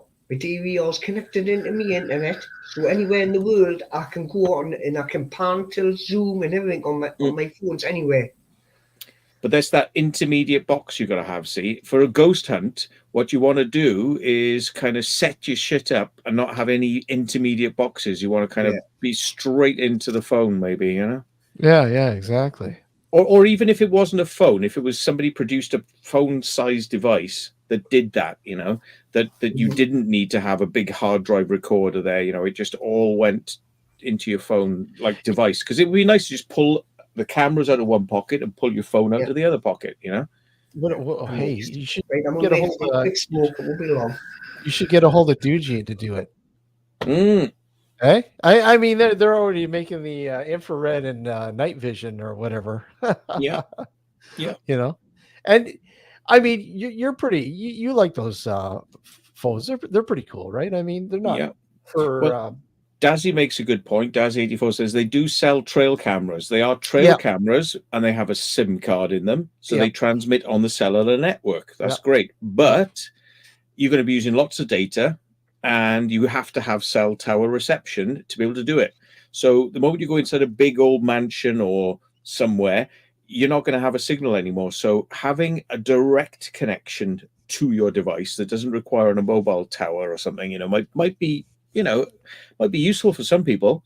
Like a security guard who's got Yeah. several cameras up there in a yard and he's walking around. He can just pull his camera scanner out of his pocket and look Yep. at them instead of having to go back to a control room and actually look at a screen with connected wires and all this sort of stuff. Just like pull it out and he's got all of his cameras there on a device, in his hand. Mm.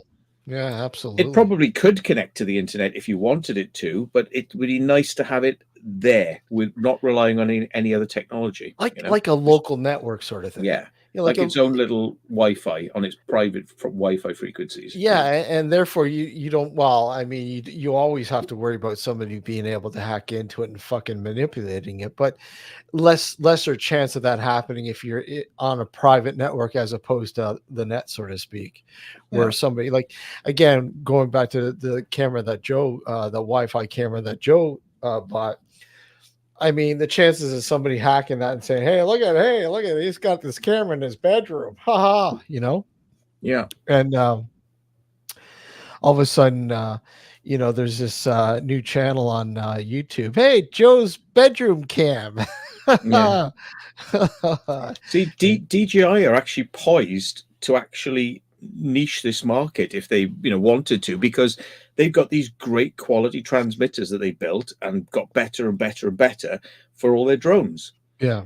And that streams to your mobile phone whilst you're flying, so you can see what you're looking at. They're not far away, if they wanted to produce a device where you can put 4 or 5 cameras in, or individual cameras have a little transmitter on the back, and you have a DJI multi-screen receiver, because they're already there. Really, they just haven't, they haven't released the device. Maybe they don't think there's enough market for it, but there's certainly a big market for broadcast camera people to need to have a wireless link, so somebody can be walking around with a camera and the director can be seeing a number of screens, and see what's going on. Yeah. That is a big market, and it costs money for that equipment. But DJI are poised to just swipe that away and go, hey, we got the cheap things, like 50 quid a device to go on the back of your camera, and a couple of £100 for the screen to watch them all, instead of a couple of £1,000 per transmitter and £1,000 for a receiver.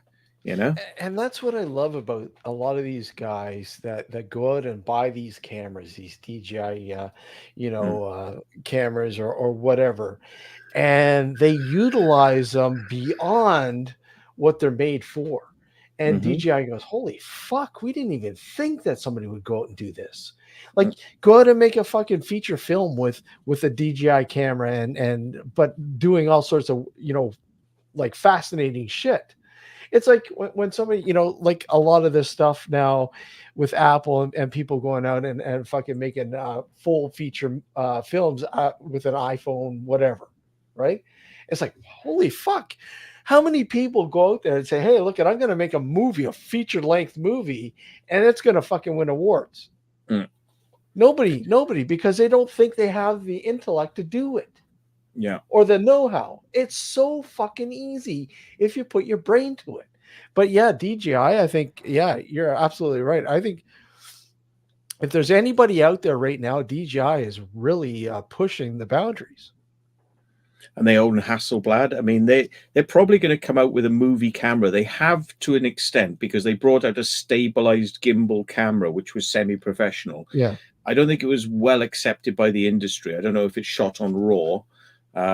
But they're really well positioned to kind of take on the Reds and the Arris, and Blackmagic have done that. You see, Blackmagic have said, Blackmagic have said, hey, we can produce this for like thousands of pounds, not hundreds of thousands of pounds, and they've started doing it. But I mean, there's still room for like people to put that down into a mobile phone, Absolutely. Like, cinema quality on a mobile phone, not just good 4K quality or 8K quality, compressed, uncompressed, I mean, people right now, when it comes to digital, Airy, and even more so with Red. Airy was absolutely reeling when Red came out. It's like, holy fuck, we got to get a game in order here, otherwise we're fucked. Mm-hmm. right? Because I mean, red took the fucking industry by fucking storm, Yeah. right? And then Black Magic took them Yeah. both by storm. Yeah, Yes, you know, yes. because you get fucking lazy and you get, oh well, hey, look at we've got everything here. No, you don't. There's always going to be somebody who will bring something out and cheaper. Yeah. Right. I mean, I remember when I was going to film school, and this is when digital was first coming in. And you know, you had your Panasonic. I think it was like $100,000 just for this Panasonic digital camera, and I'm like, what the fuck? And we were using fire wires, fire wires. You know, holy fuck! And it got literally forever to fucking render fucking video. Took forever, and you needed like literally terabytes upon terabytes of fucking like storage. Yeah. Now that's all changed, but holy fuck. Well, you still do need that for acquisition on raw cameras, but when you get it in and clean it, you can edit with it at a lot lower res. But yeah, that the professionals use massive amounts of space. People got no idea. They used to buy like a little reel of movie film, and it might cost like £500 for a small reel. Chuck it in the camera, run it for 10 minutes, then you need another 500 quid movie reel. Stick it in the camera, run it for 10 minutes, then you need another one. And it's like that's it's expensive stuff. Now the thing is, people have like said, oh, but digital, it's like revolution. It's like, oh no.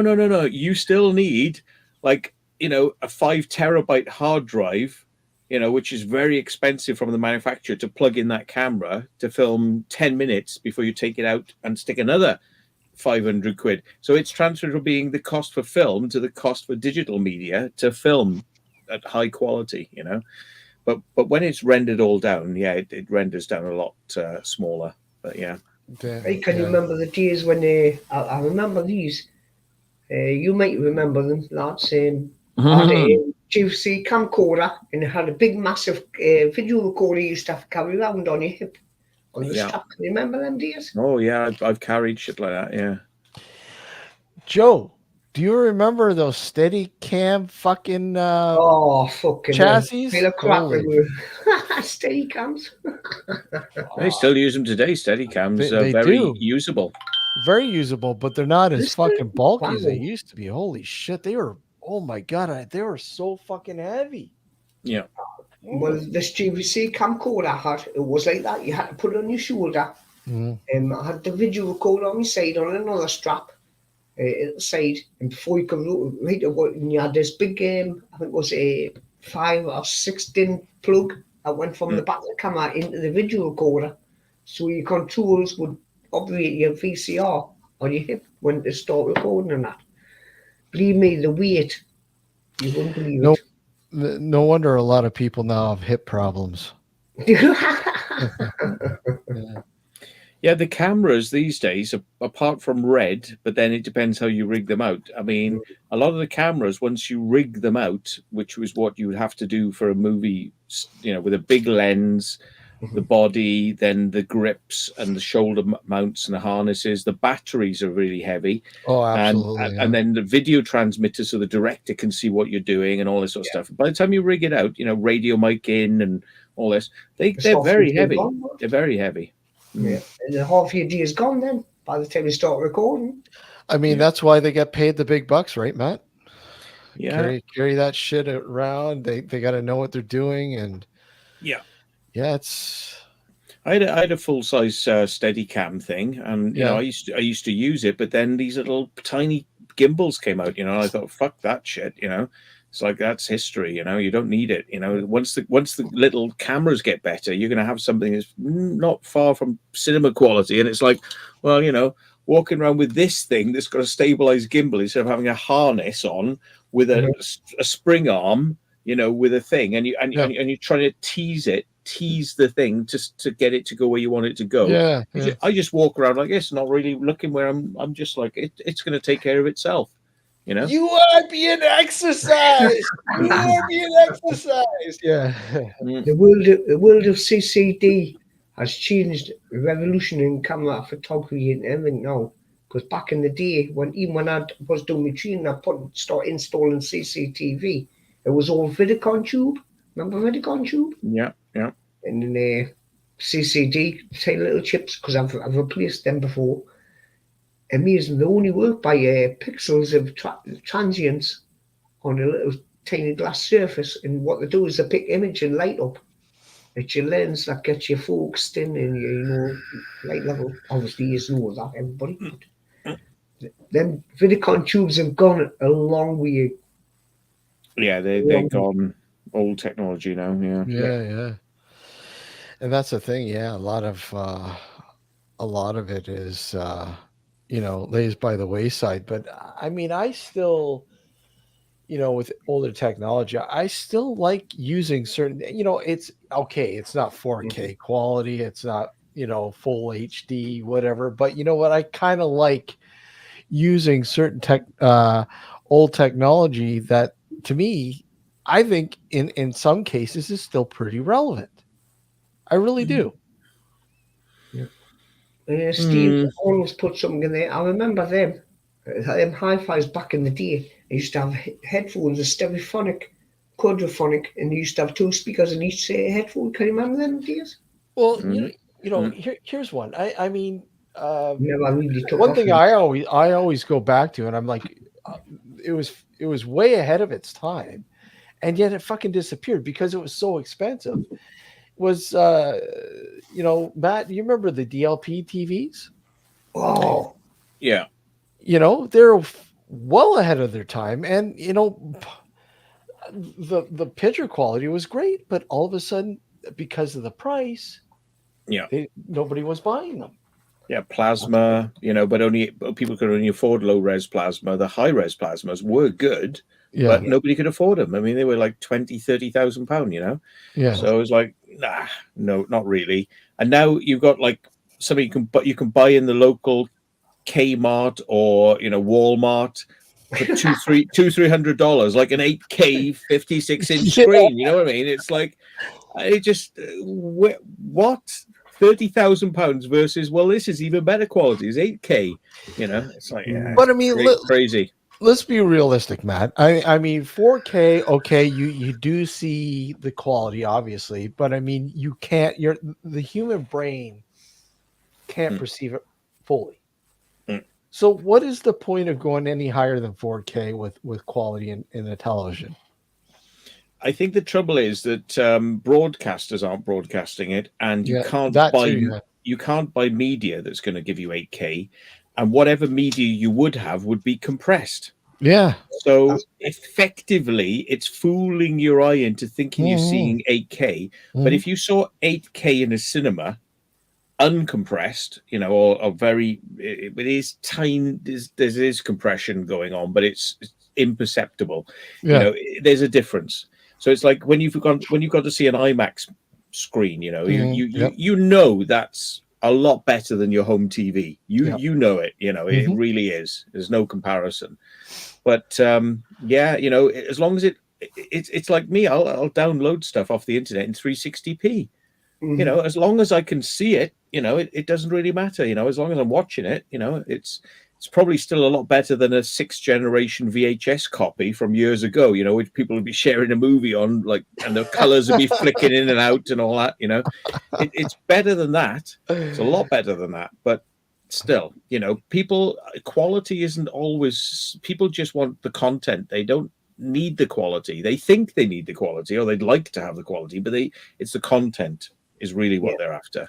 Well, there's the odd time when I'll say, I've got this extensive video VHS collection still in the the archives in the man cave, and say, hey, look it, they haven't released this on fucking Blu-ray 4K yet. I'm gonna have to pop this into the old VHS machine and watch it. Nostalgia. Yeah.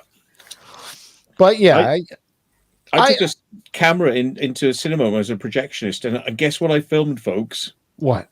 Bambi. Yeah. Because it had never been released. There were some ropey VHS copies, and I thought, well, what are they going to do to the soundtrack? I mean, it's like, what's it going to be like, and the soundtrack was stereo, where it was a mono movie. Yeah, the soundtrack was stereo. They'd remixed it, and like I had this high quality Bambi copy, and then about 3 months after I'd done it, they released it on DVD. It's like, you fuckers. But guess what? The soundtrack wasn't as good as the one I recorded from the cinema. I was Wow. actually wired it into the cinema amp, you know, and I was getting the sound. It wasn't as good, you know. Yeah. Bambi. Yeah, it's I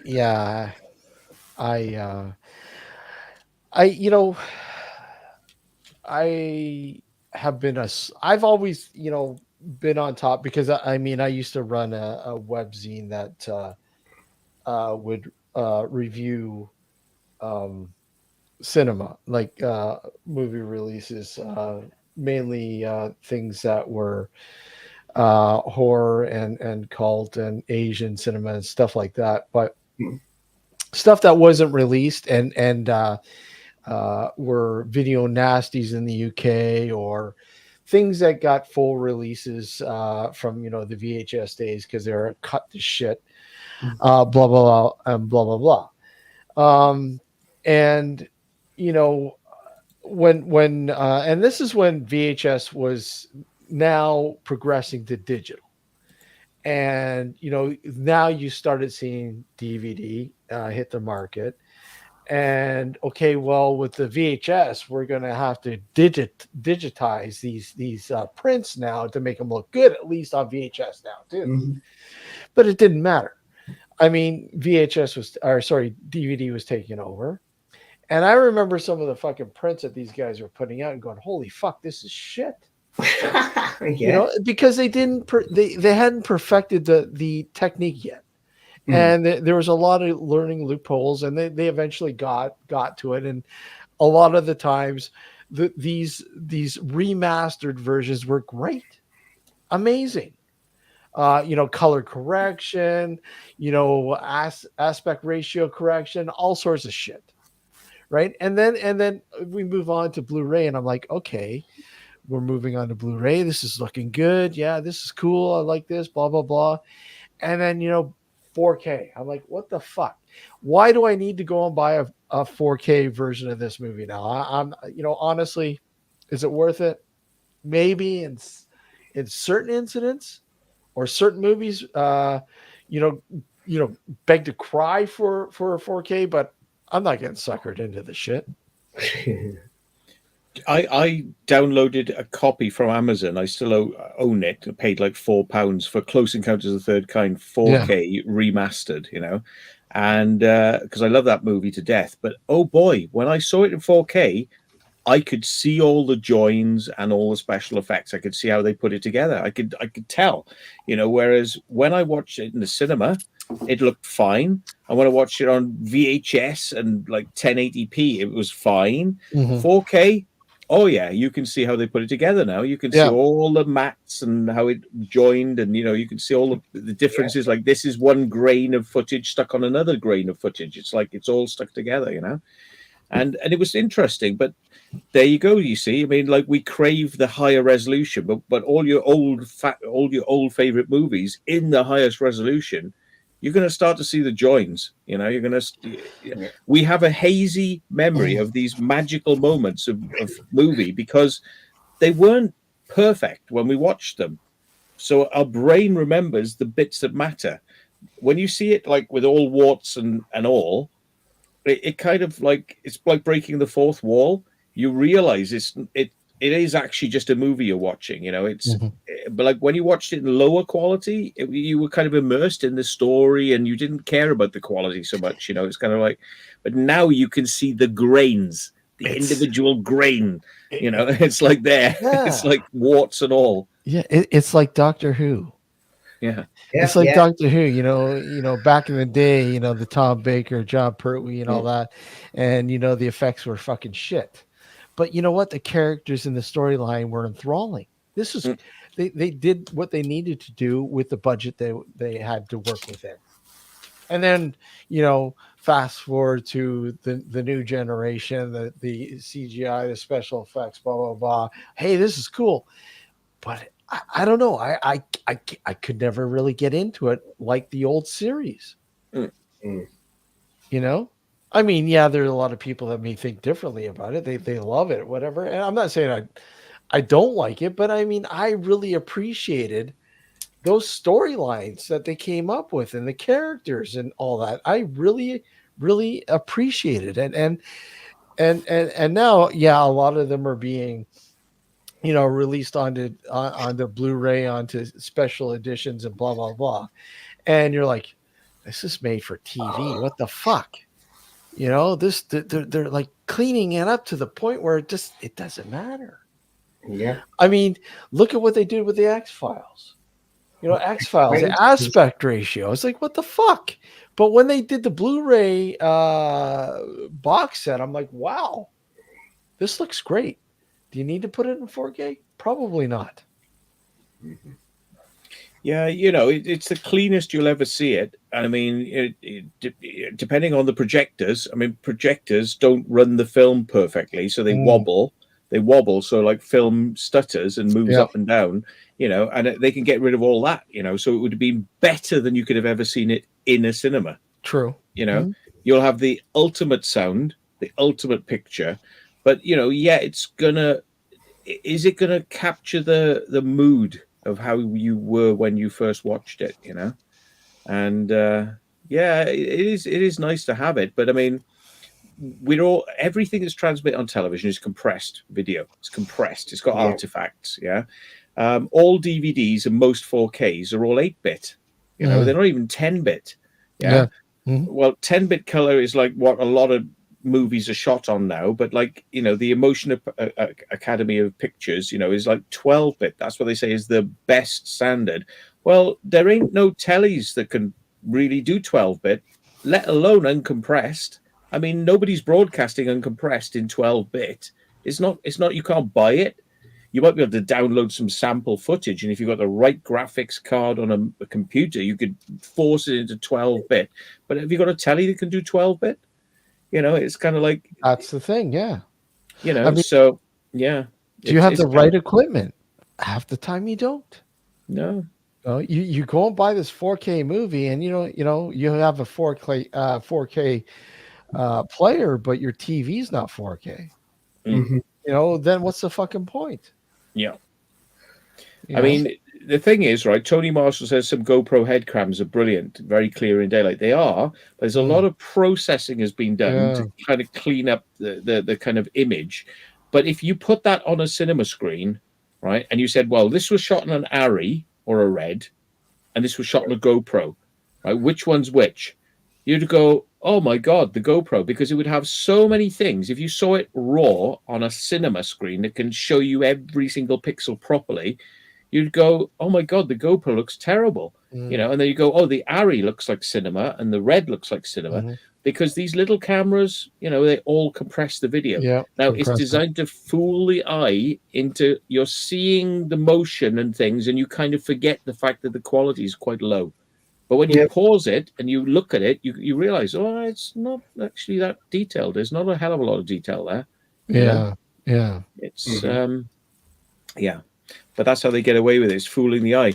And that's something that Vidicon tubes are good for filming cinema screens. Yeah. Because they got a lag on them. They take a bit of image and then they fade off to the next frame. They fade because the image it lags on the sensor.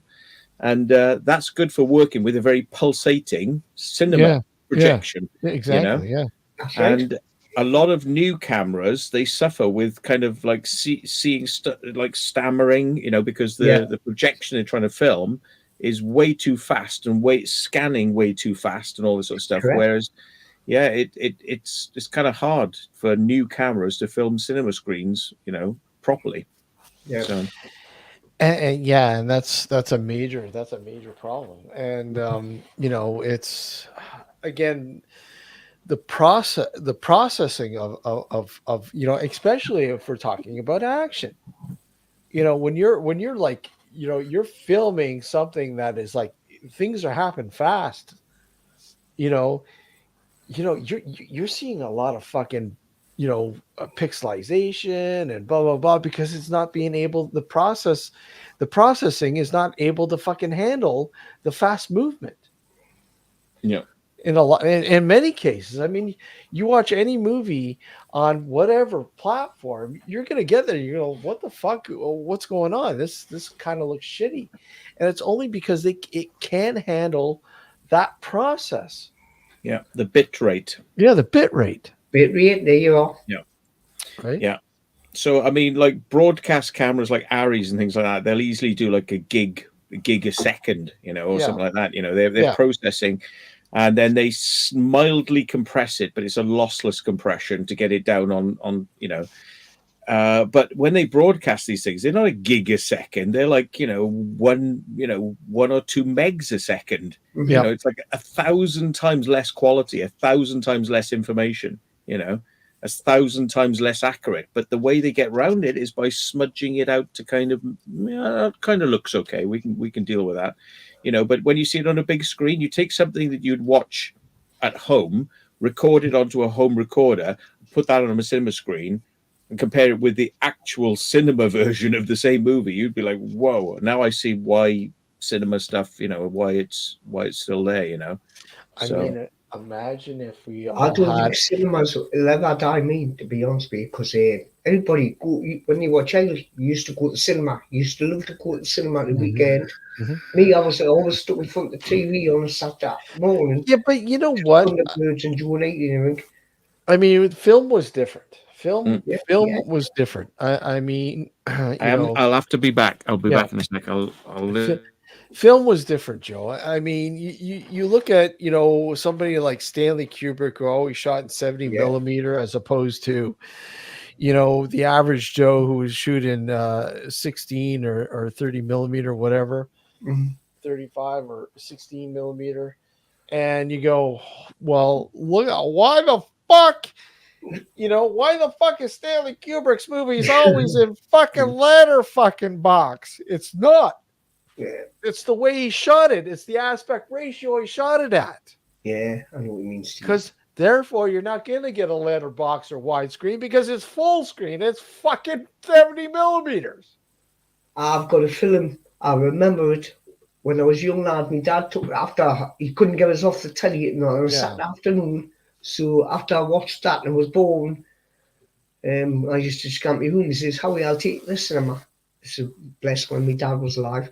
He took us down to the audience cinema. He says, guess what we're watching? I says, Howie, then? It was remember Herbie, the car? Oh, fuck yeah. Herbie the Love Bug. Herbie the Love Bug, yeah. What was it, 51? I can't remember which movie it was, but I think it was an early one. And at the end of the show... Wasn't that Disney? Disney, yeah. Herbie. I think it was Disney that had Herbie the Love Bug. What was that? What was the number on the car? 51 or 53 or something? 53, I think it was. Yeah. I remember that. Well, yeah, man, Herbie. Nobody even talks about Herbie anymore. But oh no! What happened? I watched the film, and at the end of the film, the Odeon Theatre done in Newcastle, they had a platform, and guess what car come up? Herbie. It was done. Obviously, it was made to look like Herbie the Love Bug. Herbie the Love Bug. Can you remember that, Matt? Herbie. Oh yeah, but it was just like every type of movie trope, special effect nonsense, sped up footage, and shit, that you could possibly do. Yeah. Now here's one that I don't care. I fucking loved it, man. And when Disney behind it, but I'm like, what the fuck? This is a Disney movie? The Black Hole. Oh, yes. I fucking absolutely love that movie, but it's like, yeah, I could not fucking believe that was a Disney movie. Everybody's watched that film. Oh yeah, but you know what? It disappeared. And you asked, hey, ever seen that movie, The Black Hole? No. What's that movie? Never heard of it. What? It's like the first movie where I ever felt like feelings of emotion and sorrow for a small little robot. For a robot, yeah. For a robot, because he was crippled. He was like, you go ahead. I'll stay here. Herbie does Dallas. Man, they were the days, weren't they? Mm. That was it's a classic movie. It is. Yep. I don't care. I love it. I know you say that you don't think that cinemas will ever die, and they may not from a nostalgia point of view, and the fact that people like that experience of going into a darkened room and looking at a big image, and that sort of thing. Maybe there will be some romance continued with that, but the thing is, as broadband gets faster and faster, and transmission systems get faster, You watch the computer. they could start transmitting 8K. Yeah. YouTube does have 8K footage, not a lot of it, but it does have it. But they could go to 16K, which is IMAX. Now, it's infeasible. It's infeasible for people to put up a 16-foot screen in their lounge to get that IMAX experience. But theoretically, if they can transmit it or they can record it and you can play it back, then theoretically it is possible. I reckon probably projectors were going to be more practical than trying to stick up screens in your house, because it's going to take up a whole wall. Be massive of a screen, well, when I say screen, not a pull down screen, not a projected on screen. I mean an actual LCD screen. 100-inch television. Come on over, guys. Oh, I didn't talk about televisions. We're not going into that. That's what I'm on about. Yeah. I think Linus Tech Tips, he bought the largest television that you can buy, and they wouldn't sell it outside of China. And the reason was apparently not because it wasn't allowed, it was because it was impractical. They only wanted to ship them within China because it was just too impractical to send them on a ship where they might get bent and smashed. I mean, when you get up into that sort of brain when it comes to large TVs, I mean, most of the time people will just grab several small TVs and have them interacting with each other, and they give you the impression that you're watching a big screen. But big screen, it just, I don't know, that's crazy. That'd be just insane. That's why, Steve, I would buy another TV again.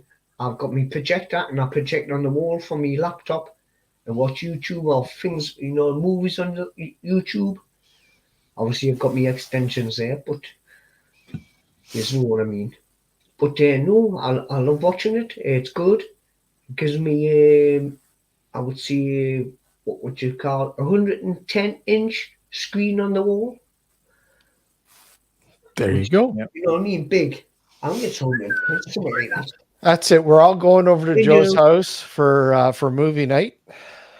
Joe, we're coming on over. You don't mind us coming over, do you, Joe? No. Just bring your own beers. Yeah.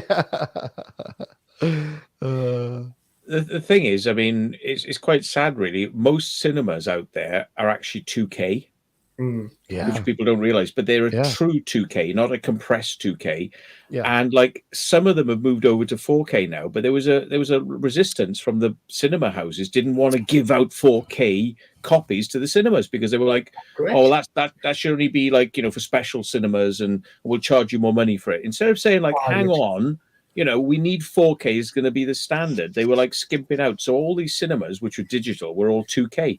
They look good, but they were only 2K. Now, they came along, IMAX came along and said, oh, we're 4K. But it's like, hang on, you've waited so long that now cinemas are already starting to become 4K before IMAX came along and said, well, we're going to go 4K. But it's like, so IMAX came out, digital IMAX was 2K. Then they said, oh, now we're going to do 4K. But they couldn't apparently produce a projector that would do 4K. So they used to put two projectors projecting onto the same space and say, well, it's kind of 4K. And it's like, well, no, because it's not one sensor doing it properly. You're just overlaying images. So there's going to be incorrection. There's going to be problems with that. Yeah. And it's like, well, hang on, you're IMAX. You produce this massive film format, but you're telling me you can't just tell a company in China, I want a massive sensor and I want a massive projector. They're just waiting for the technology to roll out rather than inventing it, which is what they did in the past. They're just waiting now to kind of like, see what happens, and that's sad because they don't shoot IMAX on film anymore. They've got cameras which are capable of doing it, but they haven't got any IMAX digital cinemas which are capable of projecting it, which is crazy. It still has to be film or nothing. They like, oh, the technology isn't there. It's like, because you haven't fucking spoke to some company in Taiwan that'll produce it for you, you know? Yeah. Brilliant, Does. brilliant, Steve. Steve. Yeah, some Fulci, some Fulci. Well, nice one. Hang on, my dog's moaning. I think she wants some water. Hang on. Oh, boy, Angel. Oh Hey, yeah, breakfast. classic, Joe. So there you go, man. This summer at Joe's place, we're going to be watching Fulci's Zombie. We're going to have our feet up, and we've got our beers there, and we're going to just live the day. Hey Brady, how's it going, buddy? Brady. We'll go for another 9 more minutes. I gotta head out, but we'll go till 3:30. 3:30. It's 21 minutes past 8 now. Yeah, Steve. Well, 3:30 here. So what is it? 8:30 there now, right?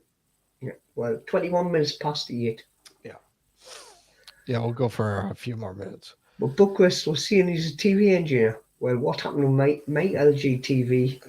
I don't really want to talk much about it because people used to rip me because of it. Oh, he's got the crisps now. Look, he's got the crisps Nuts. on. For the dog. Oh, I've got my crisps ready. I had mine earlier. Space Raiders. Oh, there's more Angel. Saucy barbecue. Excuse me, lad. Are you addicted to that? Oh, I fucking love them, man. I thought like because you eat them nearly all the time. I love them. The onion, pickled onion. Have you tried Monster Munch? Oh, I love Monster Munch. Mm. Someone, yeah. Love Monster Munch. You've got me feeling hungry.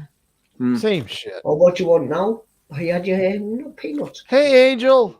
Hi, Angel. Angel. I remember years ago, I was one of the early people to go and try these 3D VR headsets when you had to sit in this large box, and sort of like, and it had this, I don't know, tank game or something, and it was awful. The quality, it was like looking at a 300 pixel image through these little lenses in front of you. It was like rubbish. Now things have come on.